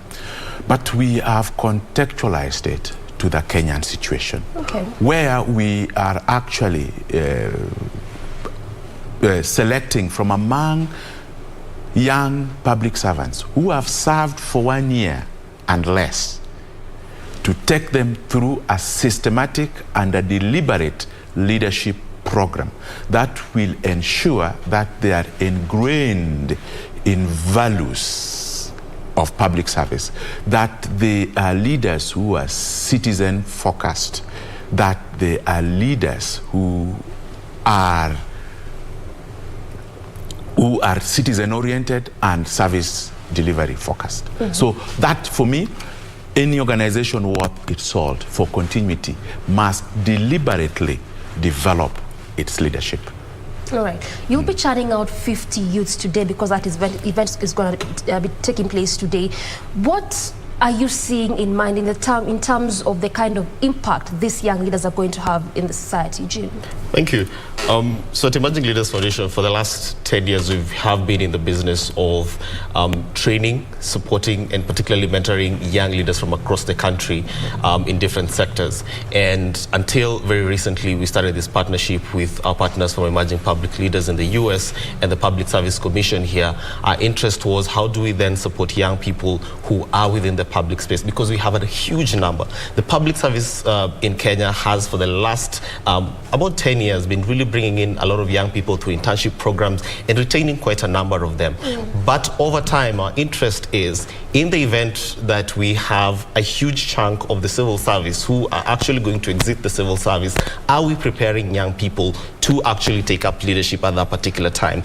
And so this investment is to prepare, position strategically young people who have gone through a rigorous meritocratic process of selection and who have been identified as potential next leaders of the public service, who will then influence the public service. Because we have realized that our issue has never been about capacity. Our issue has never been, all the issues that we talk about the civil service have been grounded on values.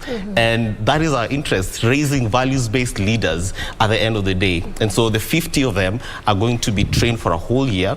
They will be trained on the rigor of the public sector. They will be again paired with the mentors who will walk with them the journey. Those who have gone ahead of them, those who will tell them things that otherwise they will not be taught in class. Those who will show them the ropes and you know, what I would call the secrets of being within the public service, that will prepare them when their time does come. And so that for us is what we see as potential influence of these young people, that in the next 20 years we will not have a leadership gap. In the next 10 years, we'll have young people ready, equipped to take the mantle from those who have gone ahead of them, and they will be grounded on values. I mean, Levi, James says that we'll not have a leadership gap in the next, number of years. He's mentioned it's a question of values. What are you bringing to the table as emerging public leaders to this entire public service Emerging Leaders Fellowship? Okay, that's a fantastic question, Doreen. And first of all, good morning, Doreen, and good morning to all Kenyans who are watching, particularly the youth. So as has been said, if you want to enjoy the shade, you don't start to plant a tree today. You plant a tree before, and then you enjoy the shade when the time comes. So our view as emerging public leaders is we were based in the US and we saw that there's a gap in Africa. And this particular gap is that the public service is such a critical component of development. And we know that the youth demographic in Africa is extremely high. And so we saw an intersection of opportunity there. There's a saying that comes from the public service, whether young people have a call and a will to serve. And how we come in as emerging public leaders is that we marry the call and the will to serve with an opportunity to serve. And so this opportunity is for 50 fellows across the whole breadth of Kenya, the 47 counties. And this particular fellowship has about 50% of them are female, 50% of them are male. We also have persons with disability represented. So it's all inclusive? Every single youth member has a part to play in the course of development. Okay. We started in Liberia under the office of President Ellen Johnson Sirleaf by our founder Elizabeth Williams in the US. We moved to Ghana where they needed to attract youth, and that was under the office of the Vice President. And here we have the privilege of working with the Public Service Commission and various other partners, including Emerging Leaders Foundation, to create this program. And we think that the youth, these 50 who will be coming into this program, have the chance to dynamically impact policy shaping and service delivery. I mean, Daktari, from what Levi is saying, clearly it's a holistic kind of program, because he's talked about the persons with disability, the men, women. Clearly there's no gender bias. So how do you go about sourcing these young people? Thank you very much. Apart from what you said, we have actually chosen one from every county. Okay. Those who qualified. So we want to ensure that we carry everybody along. The process was competitive. Because we are developing public sector leaders, we wanted those people who have joined the public service. So what did we do? We sent out application calls last November. We said they must have served for 1 year or less in the public service. And we also gave them an opportunity to give us a 500-word essay on what they see their role and future in the public service. Believe you me, we only needed 50, but we had 5,000 applicants. And the most interesting thing is that 3,000 applicants were from outside the public service. So we are realizing that there is need really for leadership development, just not in the public service, from outside. Out of the 5,000 applicants, 3,000 were from outside the public service. So those ones were disqualified based on that, because we are focusing on the public service. 1,200 applicants did not do the essay, so we knocked them out. 733 did the essays. So we had 733 potential candidates. From the 733, we therefore went through the essays rigorously and other qualifying criteria. We came up with a short list of 164. From the 164 we shortlisted, we took them through the interviews, we ranked them. And then in our selection criteria, we therefore chose the leading from each county. But what he will not tell you is that by the time we are doing the final tally on Friday, in fact, we have got 27 ladies and 24 men. So we are taking the affirmative action beyond the minimum threshold. Well said. Yeah. Let's stick on that 3,000 a bit that were not in public service and had applied. I mean, what are you doing as a commission? Because obviously not everyone will be in public service, and I might want to be part of this program. So is there anything that is being done, or just it's a must, you have to really be in public service? As a public service commission, my constitutional mandate remits me, the Public Service Commission. I cannot recruit for Barclays Bank. I cannot recruit for Standard Chartered. I cannot recruit for any organization. You say, so really. But beyond that, maybe this is coming up. Beyond that, after this launch, we're actually developing a concept that will see us collaborate with the private sector and post youth through our internship program to the private sector. We've also been running an internship program now for the last 4 years, and we are in our 4th cohort. We take 3,000 fresh graduates who have not joined the public service, and we post them to the public service institutions. But we've realized that the need is so high that when we have only 3,000 positions, last year we had 46,000 applicants. That's why we are realizing that we have already reached out. I've already reached out to the core. I've already reached out to FKE. We're reaching out to KMA so that we can form a collaboration outside this fellowship program that will see us actually recruit interns and post to the private sector institutions where they can grow. Well said. I like... You want to get into that? Yeah, absolutely. So, Doreen, I think this is a fantastic problem that we have on our hands. The young people want to be involved in public service and in leadership and to be on the decision-making table. For us as emerging public leaders, as I mentioned, whilst we're based globally, we are partnering with many organizations and many governments. And what we see is that there's an opportunity to work with the Public Service Commission as we're doing, but going forward, there's an opportunity to also engage with state corporations, with county governments, and also with organizations that are not part of government, but frequently interface with government.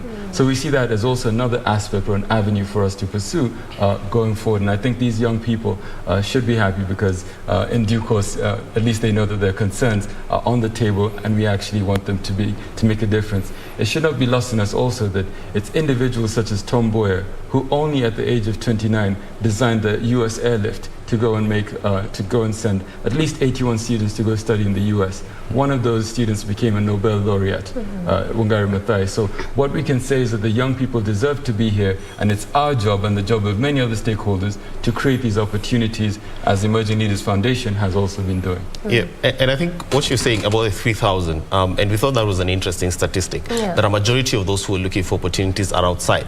Of course, we know government can only employ a small number of the population. Yes. And we know the reality is one of our unemployment statistics, but there's clearly, this is good that young people are looking for opportunities to grow. Young people are looking for opportunities to develop themselves, and they're not sitting at home and saying we want opportunity, that, we want to be in leadership spaces or we want to be at decision-making table. They are actually looking for those opportunities. And the question now would be for people like in our spaces, in the NGO space and in the private sector, how do we create more of those opportunities? And over the last 10 years, we have actually been creating those opportunities by running leadership programs with now is the first time that we're getting to do this with government, but we've been opening up spaces for young people who are willing. And for the last 10 years, we've trained over 10,000 young leaders spread across different spaces, spread across the breadth of this country, and supporting them to how do they hold their leaders accountable at the county level? How do they start their own organizations that respond to solutions at their community level? How do they go back to their communities? Because you have a lot of young people who come to cities and towns and they become successful and forget about where they're coming from. Yeah. And our leadership trainings and trainings have been focused on supporting them to then realize that they have a duty back to their communities to start look at challenges within those communities, start organizations, start initiatives that then respond to that. And over the last 10 years, we have seen that young people are capable if given the opportunity, and if with the right mentorship of creating solutions within their communities that then transform the whole community. You mentioned trainings. Talk to us a bit about that. What really happens in terms of trainings? Because again, you also talked about mentorship, networking, churning out leaders that are very ethical. So really, what exactly happens there? So for this particular program, what is going to happen is this week, we have the 50+1. We added an extra fellow. We needed 50, but we added one more fellow just to sweeten things up. And they will be going through their orientation. And so the entire week, they will be trained on, what is the public service. And we have facilitators who are coming in. And our facilitators are actually practitioners. They are people who have been in the public service. You're not bringing in facilitators who come to theorize about the public service and who come to say what the public service should be. We have people who have been at the very top of public service facilitating sessions with these fellows. And remember that they're already in the public service. So we're not telling them anything new, but we're talking to them about their day-to-day training. So our trainings are very practical in nature. They are facilitated in nature. And so a lot of the solutions are coming from the fellows. It's also very practical because we have what is called, we'll have a root cause analysis challenge where we present them with a challenge and they come up with solutions in real time and present it before a panel and say, this is a public policy challenge. For instance, right now there is the border, which is a public policy issue. Yeah. It is beyond anything, it is a public policy issue. And so we can present them with such a solution, such a challenge, and ask them, as a public servant, what would be your solution to such a challenge? And they would present back and we would award the best solutions that come our way. And so to that extent, we help them create a lot of community among themselves. We help them to talk among themselves. We connect them with those who are already in the public service, like Dr. Sylvester and others like him who have availed their time, who have availed their experience to us and to these fellows to actually get to interact with them. And throughout this week, these fellows will be then exposed to what the program is about. After that, we'll take a break, and during that break, they'll be going back to their station. But we will have a performance management criteria where we will be asking them, monitoring their performance, monitoring how they're doing at their workstations. We are pairing up, the mentors that we are pairing them up with are mentors within the public service who are working with them on a daily basis. And so these mentors are reporting back to us on the progress of the fellow is reporting to us on their progress. And so what you're realizing is it's not a lecture. We are not calling them to a workshop for 1 week and then sending them back to their workstations. We are actually interacting with them the entire time that they are working for the next 1 year that we will be with them until graduation. So it's more practical. Yes. What is the vision of PCELF, Dr. I mean, this is the first lot or the first cohort that you're churning out. How does it look like in the future? Yeah, for me, it looks very bright. One thing that maybe we have never realized is that we are not just offering an employment opportunity. We are offering a platform to operate at a global level. The public service offers a global platform.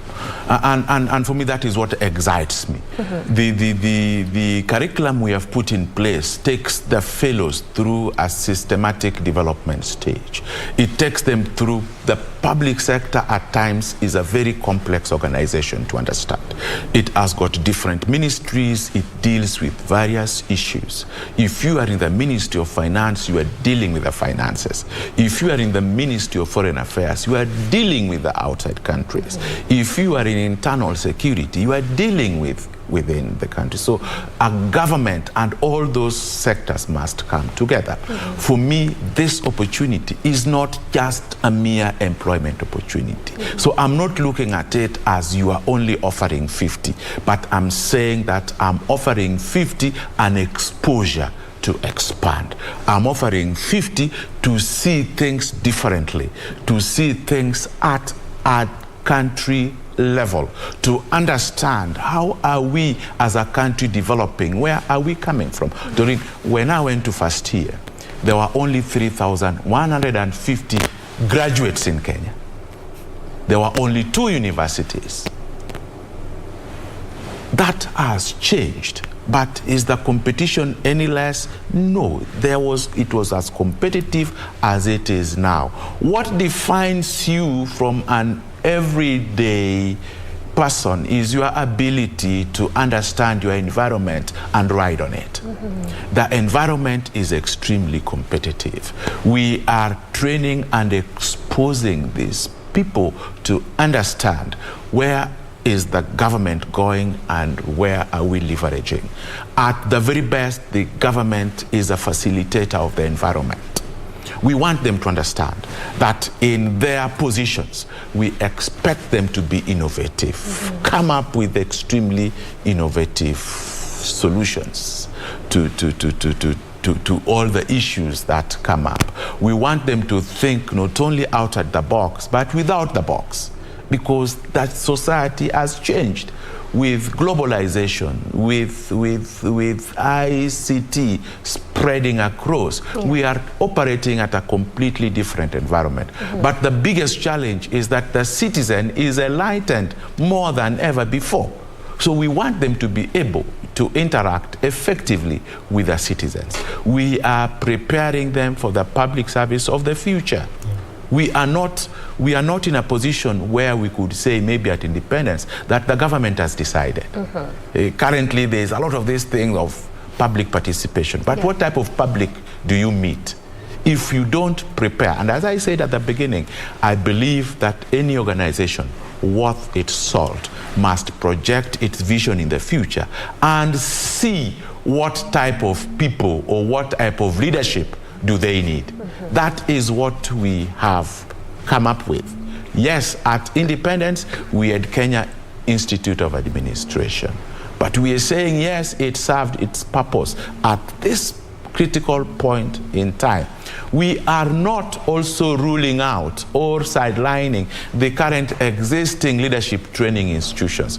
But you've realized that we have carefully structured this program to ensure that we are within the context of our leadership development. There are already interns in the first cohort who have transitioned into the public service, because our internship program does not guarantee you employment in the public service. So after that first exposure, we are targeting those who have barely joined in, those who have not yet gotten into the traditions and gotten comfortable waiting to be promoted. No, we want therefore these people who have just joining in to be therefore ingrained to be the thinkers of the future.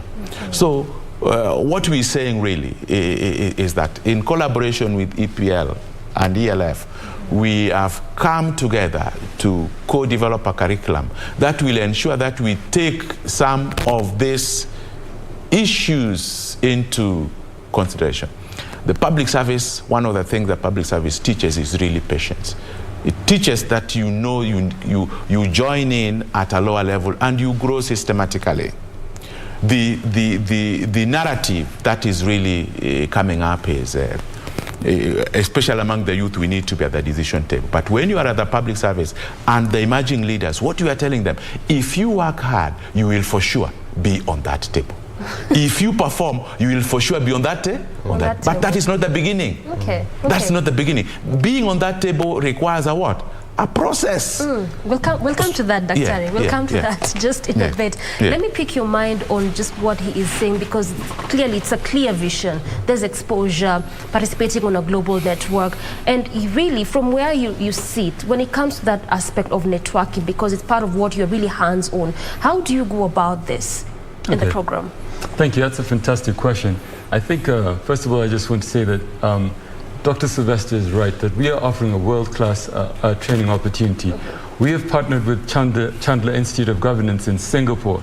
And so essentially what we have is a curriculum that's been co-developed between those who understand the Kenyan context, those who understand the global context, even in the US and across Africa, such as ourselves, emerging public leaders, Singapore, who are a model for governance for very many countries, and the experience that ELF brings in training. So I was thinking about it. When we interviewed some of these candidates are stationed in difficult places such as Kakuma. So there's a candidate who's in Kakuma as a correctional officer. Now this individual will have the opportunity to engage with leaders such as President Ellen Johnson Sirleaf, leaders such as Ambassador Mutara, leaders such as Bitangi Demo, people who have a lot of experience and who have a lot of insights to share.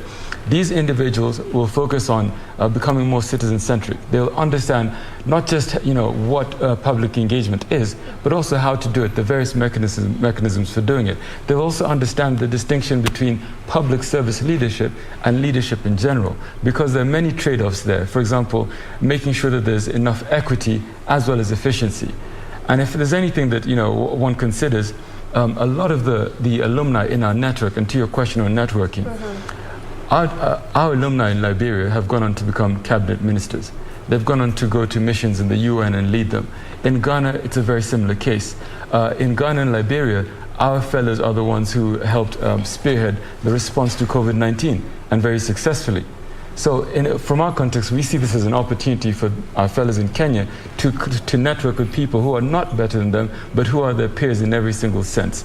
If there's anything to what Dr. Sylvester said about youth coming to the table, I think that Jim and I being on this seat is evidence of the fact that if you work hard enough and you seize these opportunities such as our fellowship, you'll find yourself at this decision-making table and be able to stretch out a hand for other young people to join. And that is not to say that Dr. Sylvester is not young.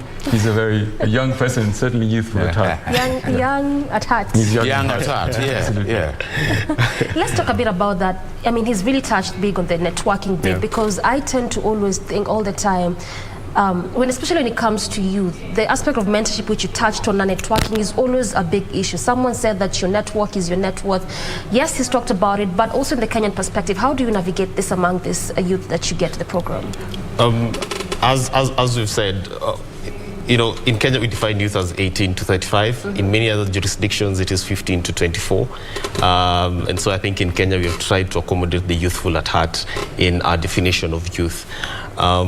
And our networks, what we've believed is, one is among the youth themselves, there's enough wealth of knowledge, there's enough wealth of experience that we tend to connect them. And so we do what is called movement building. How do you connect like-minded young people in the public sector, in a county, in whatever sector that you get into? How do you ensure that you're able to identify young people who are like-minded, who share the same vision of leadership and transformation, and ensure that they form a think tank among themselves, and they are able to then influence one another? The second bit where we get the networking from is from those who've gone ahead of them, as we've said. And so for every young person that we bring in, one of the things we look at is, what are you working on? So if someone is in communications or we try to ensure that we are connecting them with someone who's gone ahead of them in that particular field of communication, because we want them to grow. We want them success doesn't happen overnight, as we'll come to appreciate. It is a journey and it is a systematic process that goes ahead. And we have seen a lot of these mentors expose our young people to opportunities within their networks. We've seen them give them not just jobs, because sometimes when we think of opportunities, we think about jobs, but there have been opportunities as saying, hey, there's an interview at KBC and they're looking for a young person who can speak on youth in politics. Are you interested in going? And opening that door for them and ensuring that that young person gets to get that opportunity. Hey, I know there's a workshop or there's a seminar happening somewhere, and I think it would be important for you to be in that room and listen to that seminar. There's a training that's worth an X amount of money. Are you able to then, collect from your family or from your friends and attend that particular training? There is a scholarship that is being offered. Please apply for this scholarship. And so exposing the young person to as many opportunities as possible for personal development and growth. Because when that happens, is this young person, at any given time, a young person has at least 5 people that they can influence, because young people are the greatest influence of themselves.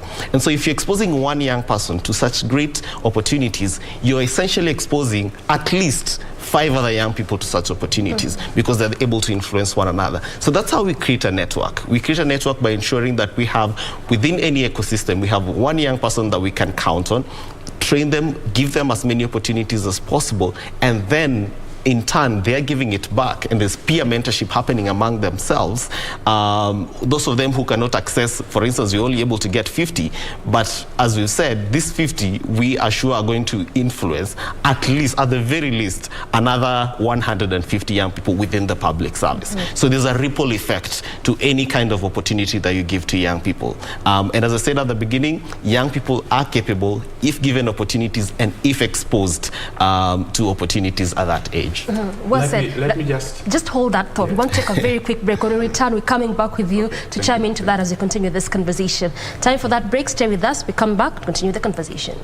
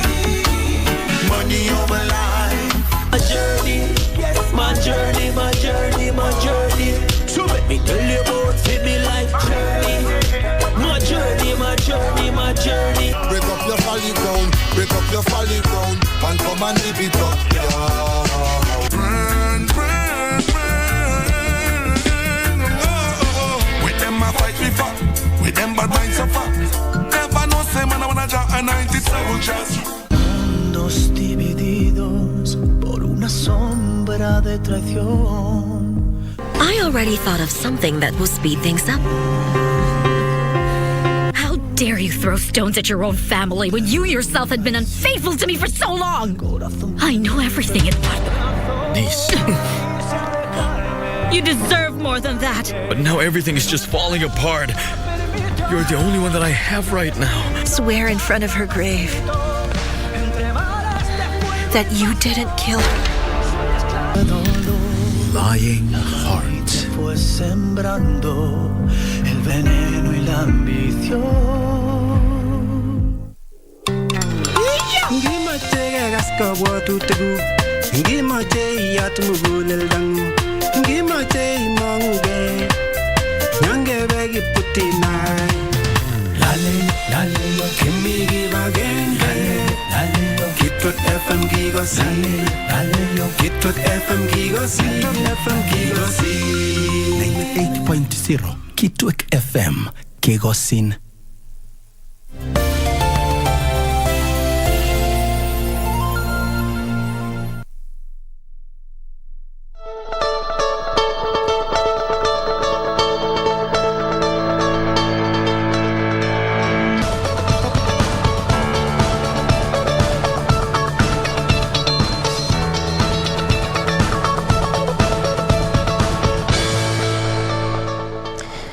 Welcome back, and many thanks for staying with us. We're still on with youth leadership and governance as our conversation this morning, and my guest is still on set helping us dissect that. Terry, before we went to break, you had something to say.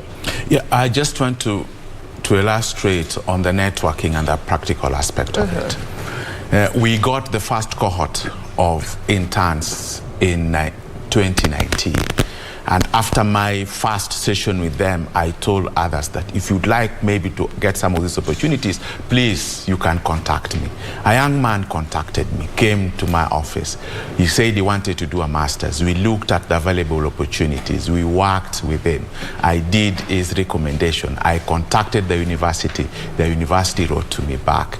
He got a full scholarship on mathematical modeling for engineering, one of the prestigious schools in Europe. He was admitted. Last December, he told me he has been admitted for a PhD. I did his recommendation. But one thing that happened also, he sent me the link for the intake, and I shared the link in another group. So really, networking is critical. Our main aim really is also to network this youth. I also, as a graduate of University of Newcastle, Australia, if I recommended you up to last year, you would get a $10,000 rebate on your fees. And a number of young people took it. So we talk about networking, we're talking about opportunities. These are not things that we're talking in this space. They are practical. And therefore networking this young can have a ripple effect, you say, as Jim said. So one of our critical aims of the internship program is one, to ingrain them into the public service, to network, and also give them industry experience. For the fellowship, we want to build them into future leaders. But networking is not out of the mix. Networking is also one of them. We want to expose them at the highest level of decision making. We want to expose them and make them know really how did the leaders of yesterday make it.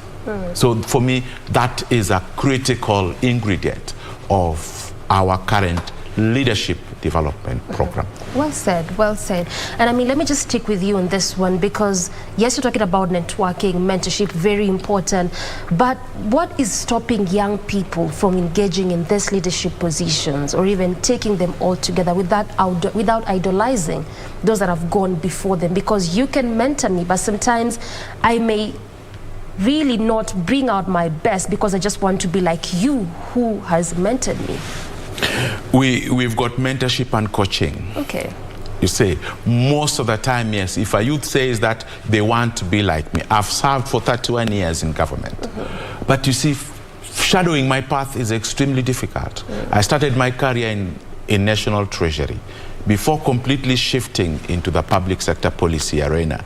So you see, you can't say that I want to start at Treasury, then go to Cabinet Office, then go to the Ministry of maybe Minister of Public Service, then end up at the Public Service Commission. It's not really about being like me. It is about the principles, learning how did I make it. You see, yes. I've had an opportunity to work both in the private and in the public sector.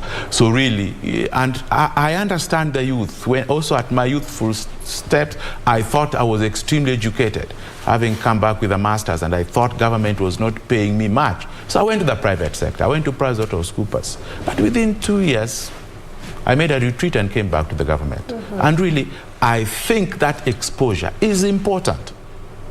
But if you do not tailor it and make it systematically, a few can succeed through trial and error. But we want to say, why don't we make it systematic? That they know from this stage, they go to this stage, rather than leaving them to trial and error. Maybe they are leaving today because they don't know what awaits them tomorrow.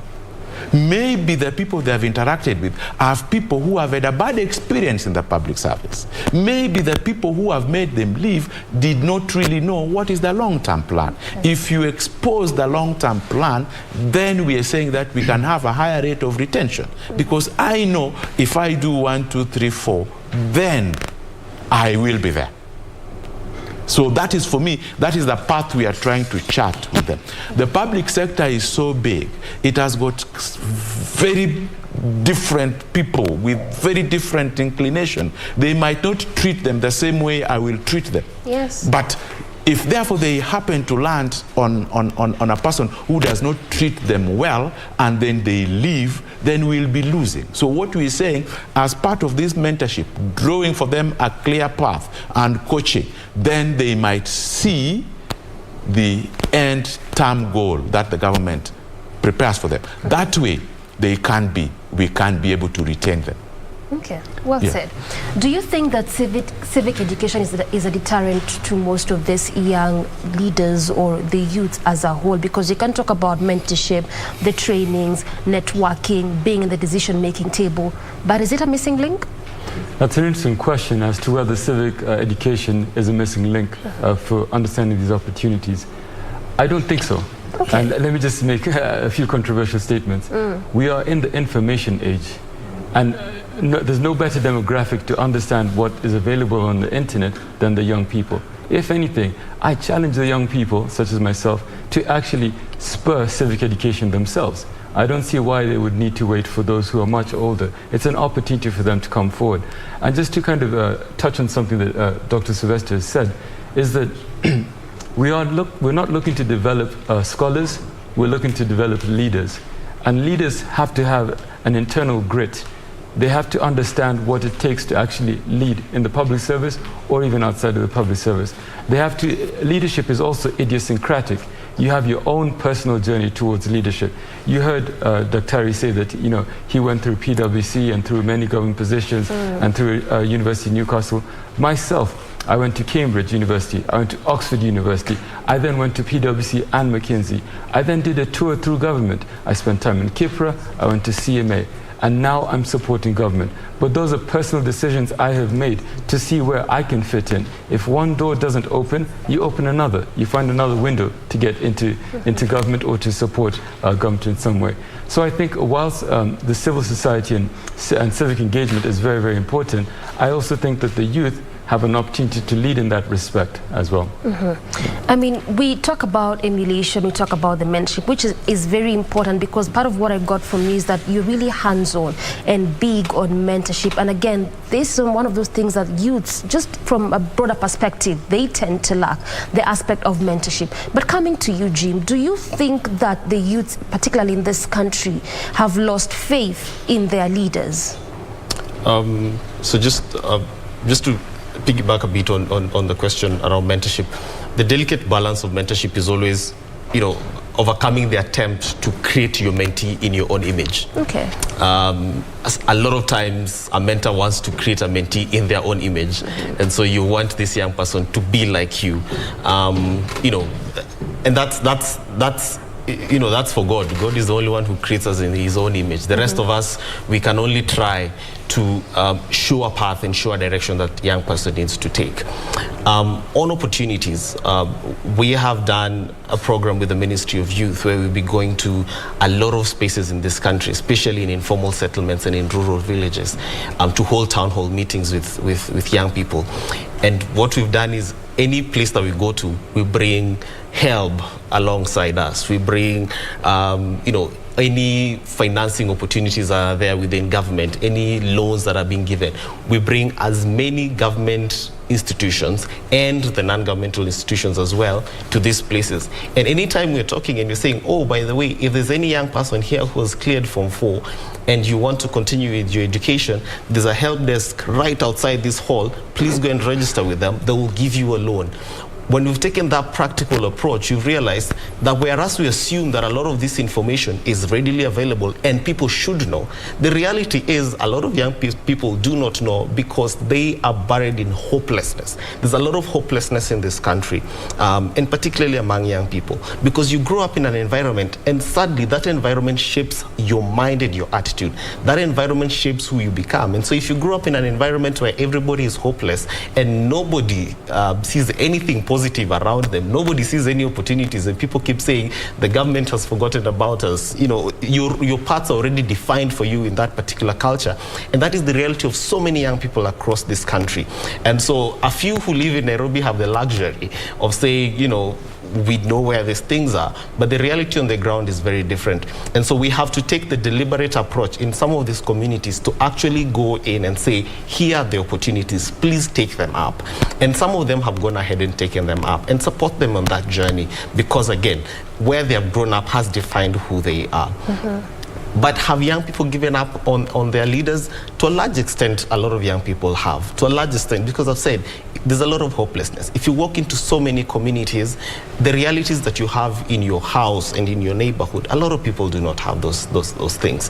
And so a lot of young people feel and see, and it will go back. We do a lot of work in the civic engagement space, governance and civic engagement space. We see a lot of young people who do not want to register as voters, for instance. A lot of young people who do not want to show up. They've registered, but they do not show up on voting day because they do not see the sense in it. They have seen governments come and go. They have not seen any result, any benefit to them, at least in their opinion. They have seen their colleagues go to college and leave college and tarmac for 5, 6 years without any jobs. They have seen people go to college and pull cards on the streets.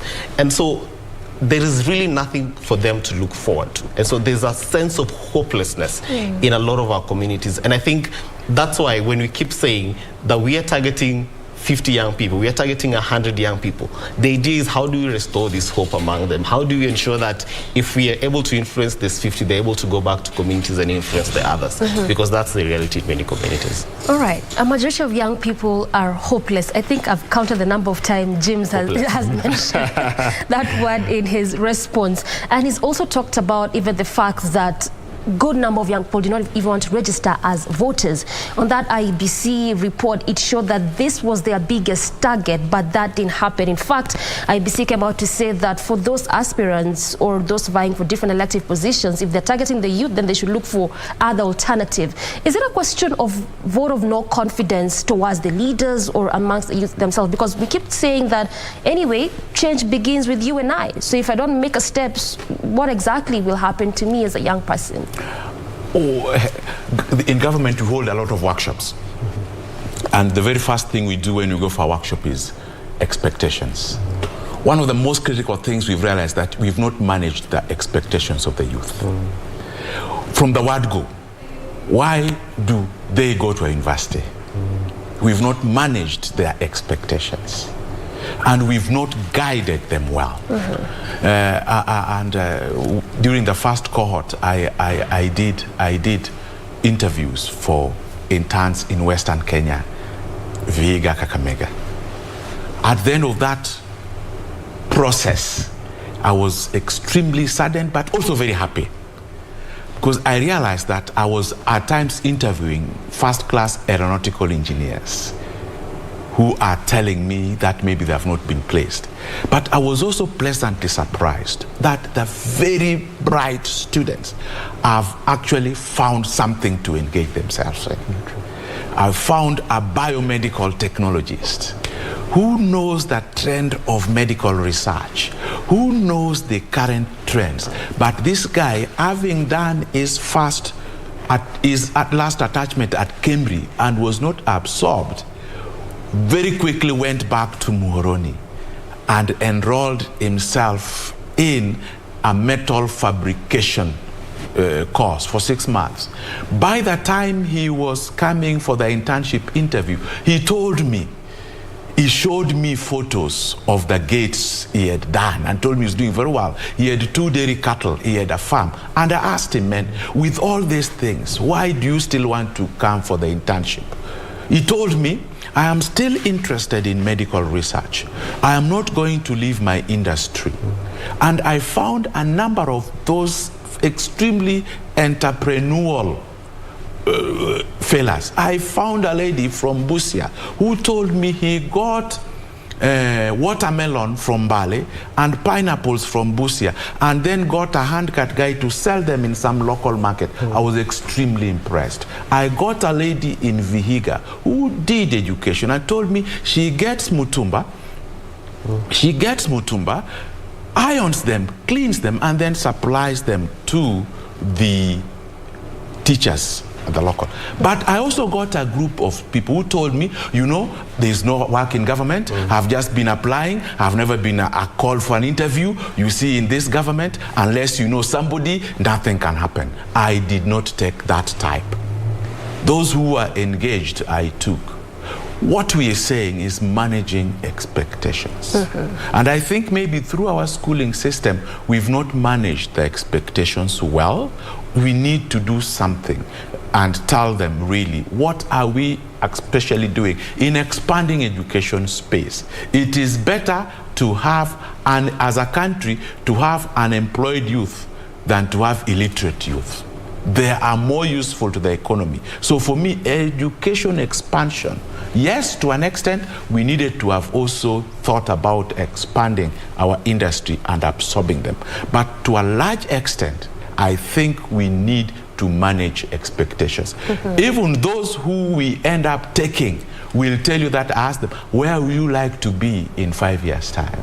The common feedback is, I would like to be in an influential policy position in government. Decision-making in 5 years' time. You see, so those are the most interesting. I even met one, I talked to the youth, and I want just to gauge them, where are they? A young man told me who had just entered university first year. So, where do you see yourself in the next 5 years? He told me that he sees himself as a judge. I was wondering, within 7 years, you have not even finished. But he's ambitious. Yeah, ambitious. But is it practical? Those are the things. Are these ambitions practical? Okay. You have started first year law school. You have got about 5 years to go to law school, isn't it? And then you have got about 1 year to be admitted, 2 years to be admitted to the bar. It means that you are just starting. A judge must have practiced for a minimum of 7 years, according to the current regulation, which means that if you think you will be a judge within 7 years, there seems to be either lack of information or something. So I think what I'm saying, I don't, yes, it's good to be ambitious, but it's also good to be realistic.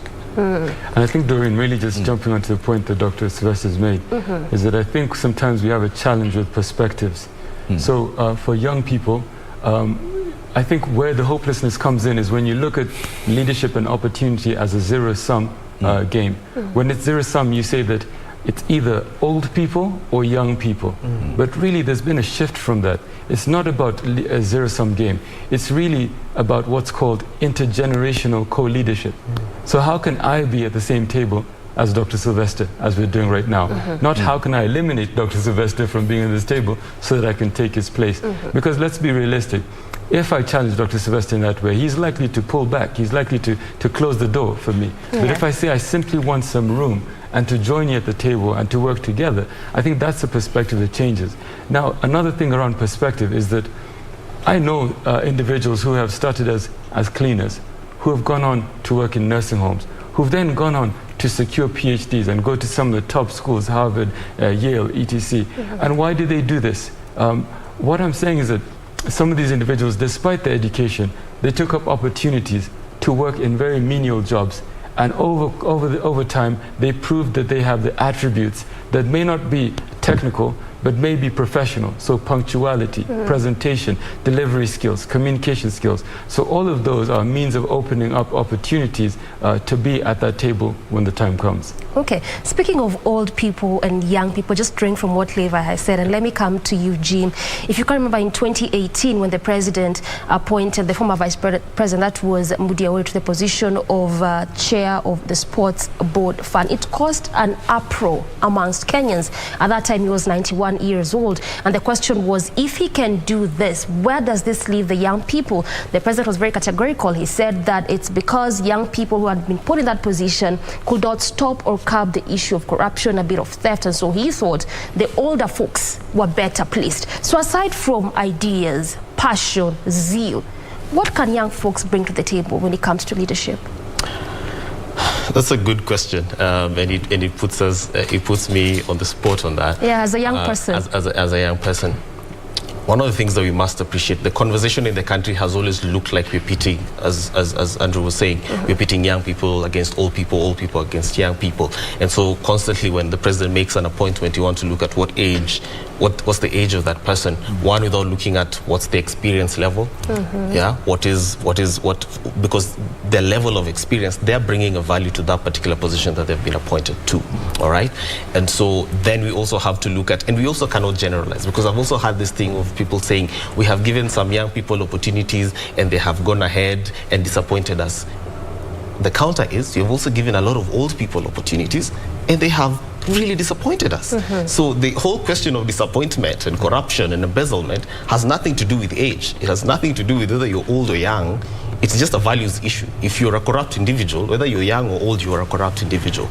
And what then has happened is that over time, a lot of young people have then taken the opportunity to then pick that conversation, which a lot of the time it gets lost on us what really needs to happen. We need to create opportunities for young people where they are. We need to create position for young people where they are. And so we are getting lost in this national conversation or appointment of PSS and CSS, where truth be told, even if we were to have young people, we would only have 20 young people appointed in a country where we have over 20 million young people who are young. So the truth is the conversation needs to be on creating opportunities where young people are at the lower level where they are, so that, as you said, they get the opportunity to get the industry experience and to grow over time. Because let it not be lost on us, the dignity that comes with economic empowerment, it's a dignifying thing to have a source of livelihood. It is a dignifying thing. It improves even the quality of your engagement with people.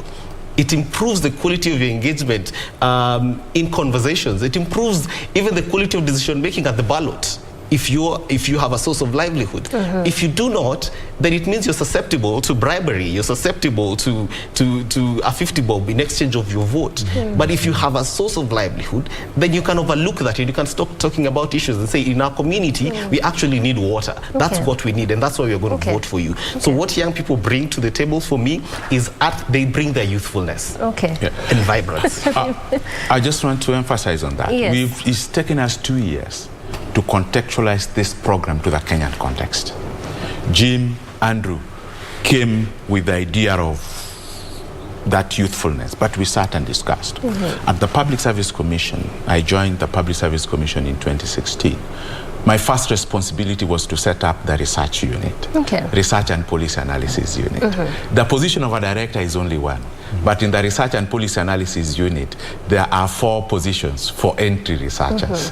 From policy analysis unit, I went to set up the performance and service delivery transformation, a department of 29.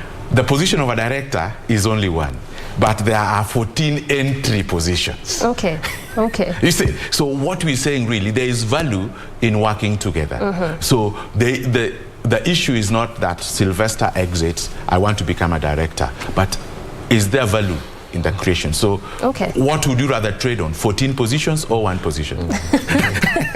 That's where mentorship also comes in. Well, Sarah, this is a good place to end this conversation. Obviously, I've been speaking to Dr. Sylvester Obongo. He is the Director, Performance and Service Delivery Transformation at the Public Service Commission. Right next to him is Jim India, the Program Manager at Emerging Leaders Foundation Africa, as well as Andrew Levy, who's the Global Senior Manager at Emerging Public Leaders USA. And we've been having the conversation surrounding youth, leadership, and governance. There's spaces available and what you can do as a young person to get into these spaces. This is where we bring the conversation to a close, but Good Morning Kenya continues after this break. Stay with us.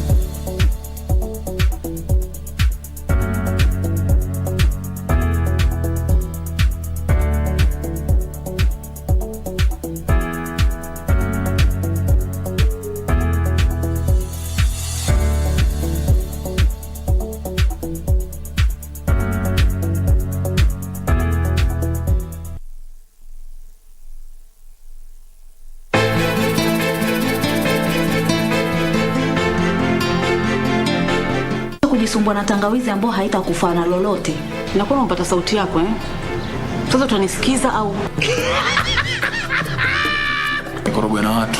Ukisema watu unamaanisha nini? Uko sawa wakili? Mimi nishakuona Keti amekuingiza box. Hivyo naweza kugundua kwamba huyu mtoto anaweza kuwa wetu. Mimi na wewe.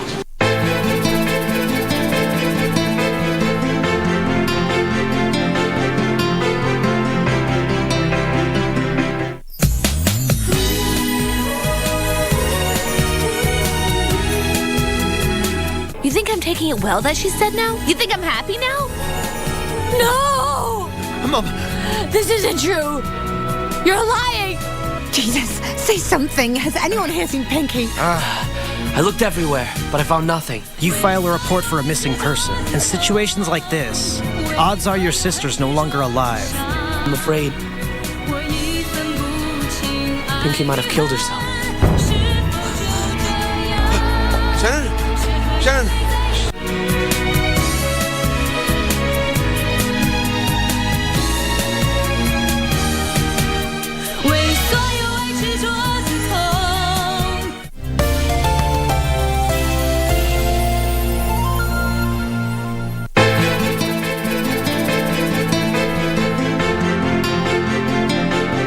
Huyu mtoto sitaki atoke kwa hii nyumba bila ya ruhusa yangu. Mimi lakini mbona umenuna? Kwani hujapenda? Muona babake Maya? Sasa huyu amkuja kutugombeza sisi kuhusu Bingu. Yeye ndo amelala naye ama ni sisi? I need you to testify. Sorry, I cannot do it. Usipoishughulikia upesi itakuua.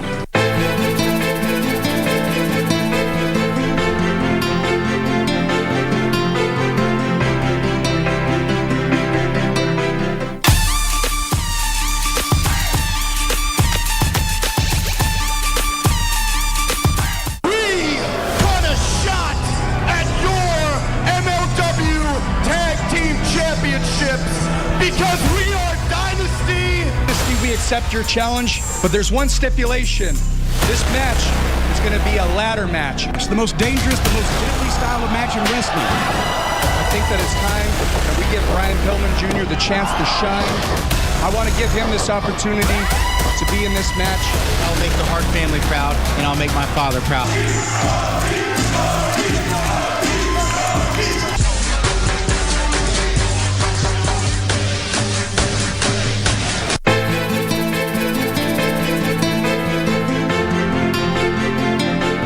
Kujisumbua na tangawizi ambayo haitakufaa na lolote.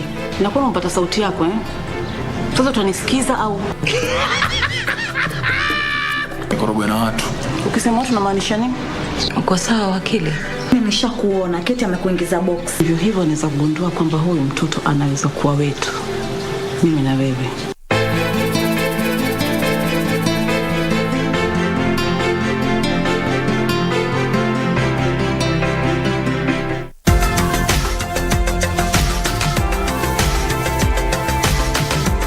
Are we seeing a decrease, a decline as far as burden is concerned, or we are still seeing more cases of TB? In 2020, I think we estimated to have about 139,000 cases of TB. That would mean every single day there's 90 people dying from TB. It would mean a bus of 60-seater bus crashing every day. What are some of the possible complications if TB is detected late? TB is curable, so come seek treatment, you will get cured.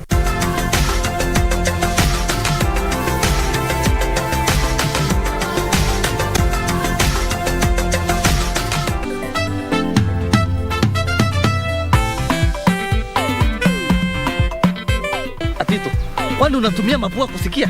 Si nimetoka kukwambia hiyo saa hii tu. Are you sure you did not go extremely out of your way? I mean, you don't even look familiar. This is not your style. Julia, why do you look like you have swallowed a tablespoon of yeast? And why do you look like them can I keep my yeast? Are you hungry? You look angry. You see that Mr. Free? He has been avenging me the whole week and my stepfather is on my case. What What is your biggest problem? My biggest problem is that Daira Bank. She has broken my family into tiny pieces.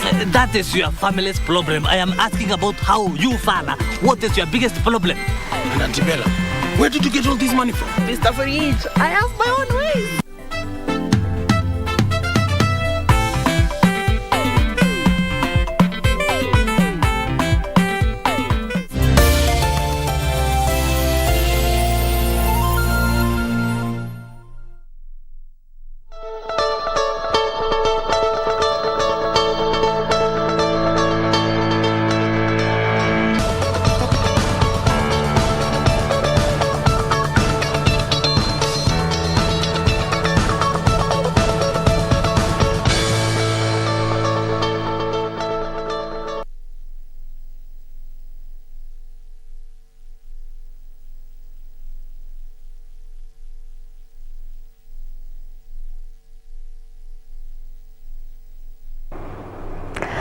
Good morning. You're still watching KBC Channel 1 and this is Good Morning Kenya. Now shifting gears from youth and leadership as well as mentorship, and we are getting into matters of citizen responsibility when it comes to matters election, and also what the private sector has to say in regard to where we find ourselves currently in as far as matters of elections are concerned. Just to remind you that it is the 15th of March 2022, a day where the dailies have splashes about matters, politics, trouble in Azimio. This is expected to be Deputy President's day as they have that particular NDC event happening at Kasarani, where KBC Channel 1 crew is going to be bringing you the live proceedings, so to speak. So my guest this morning is none other than Daniel Juma, who is a member of the Kenya Daima Steering Committee and the Executive Director of Global Peace Foundation Kenya. Thank you, sir, for your time. Welcome. Thanks for having me. Now, this is a current affairs platform, and since we're talking about citizen responsibility and also matters of leadership and the trickle-down effect on the economy, we have three dailies with us this morning. What's your take on our current coverage of the election process, where we find ourselves ahead of the August 9th? I can give you a few headlines. We have Mudavadi, Rigathi, best for Ruto. That's one of the dailies here. We have trouble in Azimio, and the one that you have is Ruto's big day. Yeah. Is the media doing justice when it comes to coverage of matters election? Totally your opinion. Yeah. So my opinion is, of course, the media does its best to be able to engage the citizenry on matters elections, and especially when you look at headlines, it's usually not every media house has its focus. Today, Nation is focusing on a different issue. You can see Standard trouble in Azimio, Stars, Mudavadi, Rigathi, best for Ruto. So usually the editors select their headline based on what they think is sensational news that can be able to sell the newspapers. But of course, the media is very, very essential in a democracy.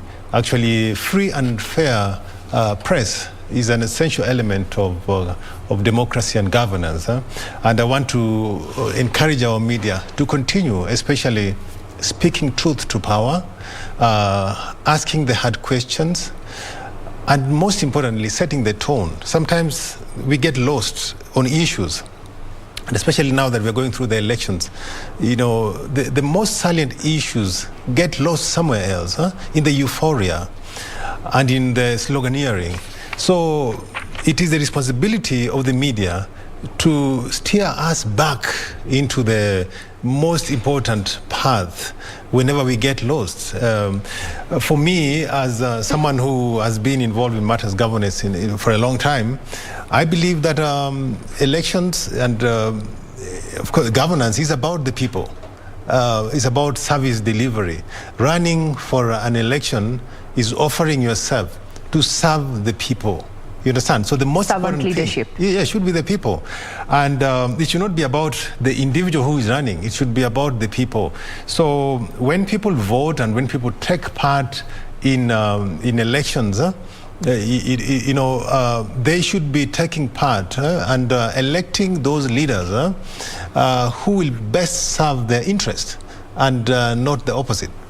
Yes. The interests of Wanjiku. Yes. But as history has it, well, we have fallen short. Now, before we get into those details, from where you sit as a member of the Kenya Daima Steering Committee, how do the election campaigns compare this year, 2022, to 2013 and 2017? What are the glaring differences? We launched in Kenya Daima in 2012 after, a few years after we had that very sad happening of the 2007-2008, post-election violence. And we were able to engage with the citizenry in, 2013 elections and 2017 elections. With the premise that Kenya should never go back to 2007-2008. Actually, as you know, for a long time, Kenya had been known as an island of peace in turbulent regional waters. But 2007, I don't know what happened. We just went crazy and just decided to forget about our role, especially in the region, as a nation of peace. And so when we launched Kenya Daima in 2012, we had of course, the intention of engaging, the people, and especially encouraging the people to get involved in governance issues. We want the citizenry to be involved in elections. This idea of having apathy, where you say you don't want to get yourself, you don't want to vote, you don't want to take part in the process. So most important thing is get the people involved.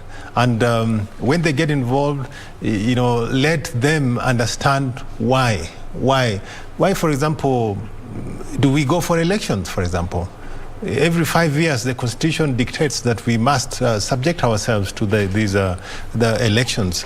And it's a 5-year cycle. So what we are saying is that, and one of our most important objectives is that we need to normalize, normalize elections so that people understand that this is something that is going to be happening every 5 years, and that it is not an excuse for the nation to be able to go down the drain. As coming from the business sector, KBC, we are very, very concerned about the fact that every 5 years, business go down. Investors are afraid to come into this country when we approach elections. And this is very, very sad. And if you look at other countries, for example, in Europe, a country like Finland, whereby people vote in the morning and they go to work in the afternoon. Yes. So we need to normalize and of course change the narrative, the economic, political and social narrative, so that elections become part and parcel of our democratic and governance life. And that's one of the reasons why we have been involved, and we are looking at this year, and especially being a transitional election, we want issues to be brought to the fore. This should be about how will these elections, whoever you're voting for, how will they change your life for the better? Elections should be about the people, as I said earlier on, but most importantly, it should be about the economy. You ever heard about the narrative, it's about the economy, stupid, and this is basically the US elections. So if it is not going to change the economy, if it is not going to make the economy better, if you're voting for someone who will not improve the economy, then you'd rather not get involved. But one of the most important objectives is that we are electing leaders, accountable leaders, who will improve the quality of life of this nation, so that we do not go down the drain of where we went in 2007-2008. Yeah. So from where you sit as Kenya Daima, what is the feel? I hear you've mentioned, the uncertainty, especially when it comes to investors now adopting that wait and see, transitional government. Are they still going to have policies in place to support MSMEs or even create a conducive business environment? But other than that, from where you sit, since Kenya Daima was actually established in 2013. I mean in 2013. So how do we compare in terms of coming and saying that the political temperatures are rising. Yes. From where you sit, yes, how do we compare in that aspect? From where I sit, and we said this during the launch of the Kenya Daima 2022 initiative the other week, is that we are a very vibrant democracy. You know, we are actually, somebody said we are a political country, and everything, and that's why you see even our newspapers, it's about politics. Everything about politics. Headlines every day is about politics. So we consume a lot of politics. So it's our nature. We love politics. And we are not unique. And other countries, even you saw in the US, so politics actually drives the nation, drives the narrative usually. And of course, when you are nearing the election period, there is that excitement, and sometimes there is a tendency to go overboard with that excitement. But ours is to send a message of calm, and to say that even though there's a lot of political excitement, you know, there's a lot of political sloganeering, we want to send a message of confidence that this happens every 5 years, and it should be managed at a level. You know, when 2007, 2008 happened, it's because people did not have confidence in the electoral management process, especially in the judicial system. They did not have confidence that if I'm defeated at the poll and I go to the court will not listen, fair to be able to adjudicate my process. But we have come a long way, and we have seen, for example, and that's one of the reasons why I said that in these elections, when you go, and for me, I look at elections as betting. So when you bet, you don't say that because I bet, I must win that money, you know? It is also like athletics. When you're starting to compete, you don't know who will actually win. So when you go into it, you go into it with this attitude that I can win, also I can lose. And so we are saying that if you win, good for you. You know, but if in the event that you lose, you need to accept that it is like betting, and you need to accept. And that's why we're saying that this time around, we need to educate especially our politicians, because they're the ones who incite the young people to go and fight for me, to go and we need to educate. This time, when you run for election, when you present yourself for elections, prepare 2 speeches. One is a victory speech. Yes. And one is a concession speech. Because as you say in Kiswahili, asiyekubali kushindwa si mshindani. So if you are going to compete and you're saying that I have to win, you know, then what about the others? You know? So this is one of the most important things, and this is, as Kenya Daima, we need to manage, especially those candidates, and especially in a close election. It could go either way. Yes. So the attitude of saying that it has to be me, or it has to be my candidate. We are saying that you as a Kenyan, in Swahili we are saying that tenda wajibu wako and vote. So your role is just to vote. You know, after voting, your role ends there. At that point. At that point. IBC will count the votes, and then we'll announce the winners. So once the winner has been announced, your role again is to accept whoever has been announced as a winner. As they say in a democracy, the majority will have their way, yes, but the minority will also have their say. Yes, but to add on that, for the winners, you know, once you win, the winner has a responsibility to bring the nation together. To be the president or the MP, you know, for those who voted for him and for those who voted, because election is just a process of sieving the best, and then getting one who will be able to lead, lead the whole nation. So the idea of other nations, other part of the country feeling that they lost is neither here nor there. Yes. So we are moving together. Yes. Now, you've said that in the past, actually looking back at what led us to the post-election violence of 2007, 2018, was a certain feel among Kenyans that they lacked confidence in various institutions like the electoral body, yes, as well as the judiciary. Do you feel that we have come of age, that we have gained confidence in this in these organizations and in these institutions that have been mandated to actually carry out a transparent and accountable process. Absolutely. You saw when we have, because 2007 was chaotic. 2013, after we adopted the 2010 Constitution, the 2010 Constitution actually addressed, almost all of the issues in contentions in 2007, 2008. And we had judicial reforms. You had, judges being interviewed, and that whatever we had called the surgery in the judiciary. Yes. And so that was meant to actually instill confidence in the judiciary. And also we had the IEBC being reconstituted, from ECK to IEEC and then into IEBC. All these were meant to be able to give the people confidence in these institutions. So, and as you can see, the judiciary especially has done its best. Yes. In 2017, they actually annulled a presidential election, something that has never been done here.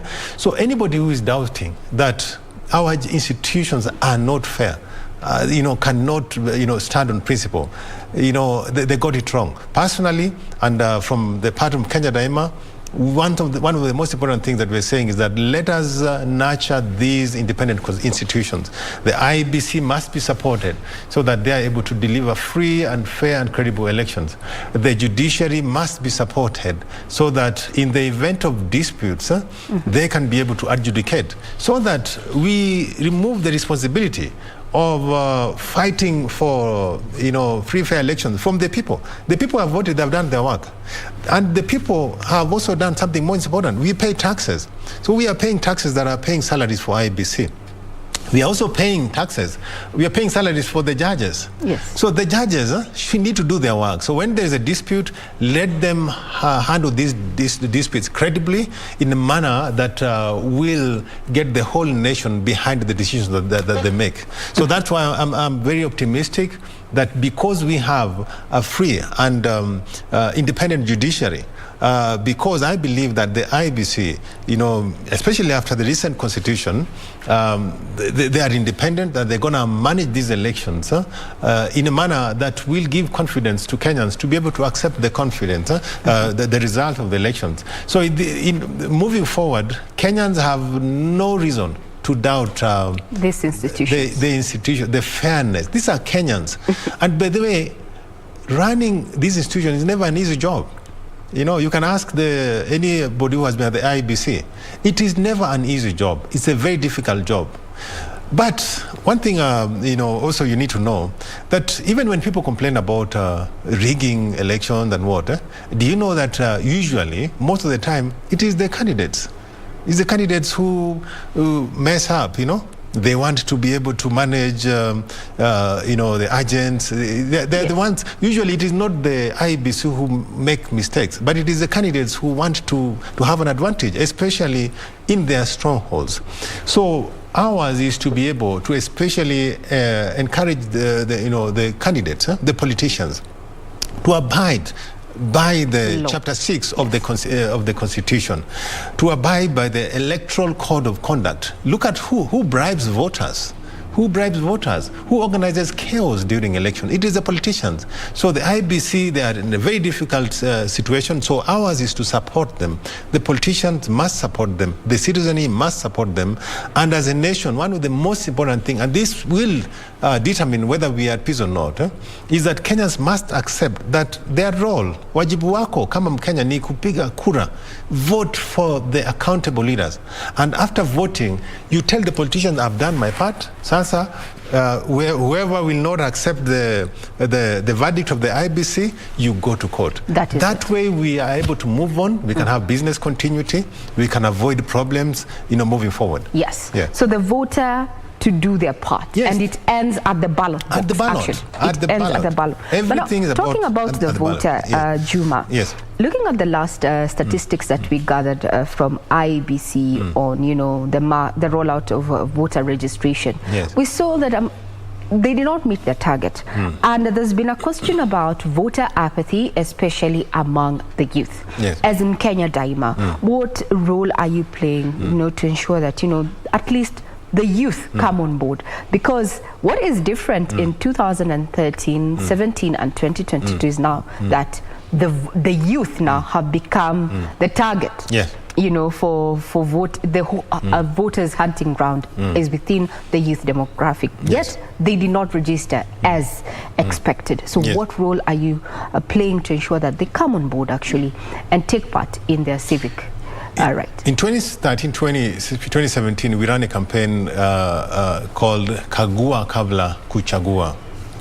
But most important thing, you know, of course, we encourage young people to be able to register to vote and to actually come out and vote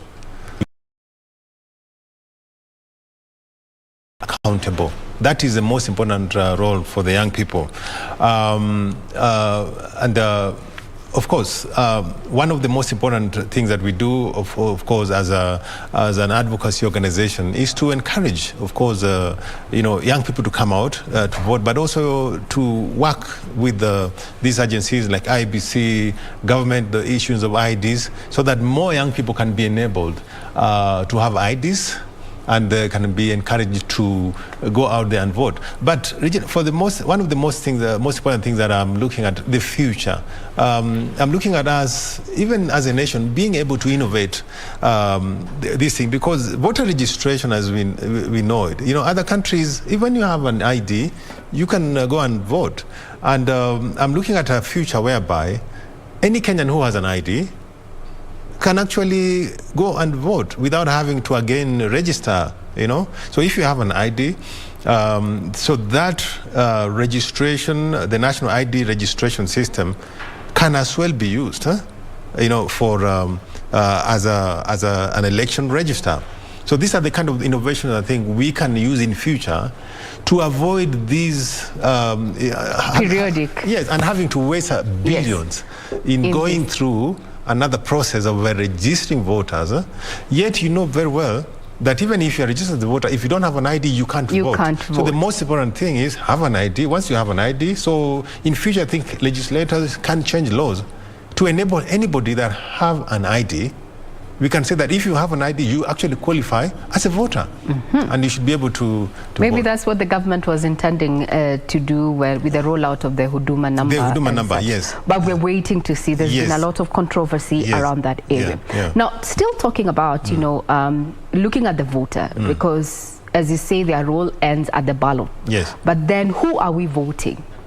Who are we voting in? Because the question has been, over the years, we have seen leaders traverse the country just as they are, politicking, campaigning for various seats, promising heaven. Yes.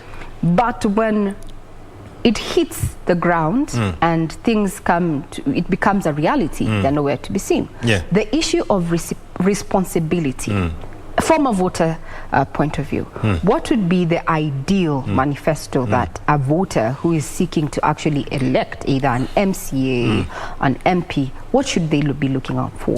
As KBC, we have come up with something called the Private Sector Economic Manifesto, in which we are saying that you know, every manifesto of these politicians who are offering themselves for leadership should be able to actually have an impact on the economy. So we are saying that the young people, whoever you are voting for, you need to kagua, interrogate his manifesto, and say, is it going to improve our lives as a people? Is it going to improve the economy? You know, is it going to take us to the next level or not? So I think in deciding who to vote for, and especially I'm looking here, we need to be voting for accountable leaders, you know, leaders who will actually who will actually say that this is what we're going to do. But most important thing, after voting them in, again, our role as a voter is to keep them in check, so that they're actually doing what they said they would do. But unfortunately, that doesn't happen sometimes, because nowadays, and one of the other than apathy, our politics, as you know, has been pervaded by money, you know, so corruption. And especially, and I had some of the young people talk here, because of you know, lack of employment, lack of livelihoods. So we have these young people who they are so vulnerable to misuse by especially unscrupulous politicians. So these guys come with money and they just dish the money. And then, people vote for them because they have the money. But immediately, because the person you are voting for, if you're voting for him because he's giving you the money, he's going to, have to steal from the CDF so that he recoups back the money that he was using to campaign. I think, Juma, you need to take that back, again, for emphasis, because there's been a campaign, especially on social media, where we've had a few leaders actually encouraging their potential voters to take the money because we are facing hard economic times. Take the money, but ile siku ya kura unajua nani unapigia kura. I had it kula sio kula na kukula kula na that you take the money. It is true. And ideally I would not say, I would also maybe agree that if they give you the money, you take it. But when it comes to making the decision of your lifetime, because the vote here is a decision of your lifetime. You are voting for someone who will decide that road, the road that comes to your village, is going to be deciding, because politics is about the allocation of resources and values. So you're voting for someone who will be deciding resources that comes to your area. He's going to be deciding also your values as a democracy, you have freedom, all these kind of things. So if you reduce all that to the money that you get, that means, and that's one of the reasons why you send people to parliament and they don't speak. We have people who have never spoken in parliament. They're elected, they don't speak. So members of parliament usually think that their work is just to manage CDF. But the most important work of an MP, for example, is legislation and oversight and representation. So if you make a mistake of just voting because somebody gave you money, and especially this is what is happening. And this is one of the reasons why most of, especially young people and women, do not get voted in, because they don't have a lot of money to splash around. But unfortunately, the result is what you are seeing is that there are so many projects that are pending. Because you put in somebody who doesn't care about those projects. They're looking in to take the money and pay back whatever they used they gave you. Actually, they say it's an investment. It's an investment. You have to recoup, as they say. It takes me 6 months when you start a business to recoup. Now, as you're winding up this conversation, Daniel Juma, you've mentioned about the KBC Economic Manifesto. Maybe you can just give us a highlight. What are the key priorities in this manifesto? Looking at where we are in as far as the economy is concerned, everyone is crying about the high cost of living, high cost of power, and such. What are the key areas that the KBC Economic Manifesto has prioritized? So most important thing is that the Economic Manifesto, we must be able to focus on the economy. Is that when you are dealing with these politicians, these leaders, so leaders must be able to prioritize. For example, how do we improve the ease of doing business in the country? This is important, because at the end of the day, even though there's a lot of noise about elections, the most important thing is the economy, like I've said earlier on. If there is no money to run the country, at the end of the day, whoever you put in government needs money, needs you to pay taxes to be able to have the money to be able to run the government. At the end of the day, if the people cannot do business, if the business community cannot have their business, do their business in a peaceful and underline peaceful environment, we need to avoid a situation whereby every 5 years the economy, the business community is held hostage by politics. So one of the most important aspects of the Economic Manifesto is that we need to have business continuity. Business continuity, whether there's elections or not. Kenya must be able to be predictable. We need predictability in business. We need business continuity. We don't need a situation whereby when we are nearing the election, business stops. People have to, see losses. Like we saw millions of shillings, lost during 2007, 2008. And every time that we go towards the election. So the Economic Manifesto is, focusing on that. Business continuity, business predictability. And whoever comes on board, they're interrogating the manifestos of these leaders so that they have to tell us what they will do to improve business, to improve investment, to attract foreign investment, and after they have been elected in these positions, again, we need to keep them in check to see, and that's why KBC usually has these roundtables. We have roundtables with the judiciary, with parliament, even with the presidential roundtable, to see that the manifestos that these people promise are actually being implemented. And even feasible. Even feasible, yes. Yes. Now, there you have it. Run out towards the elections with August 9th being the date.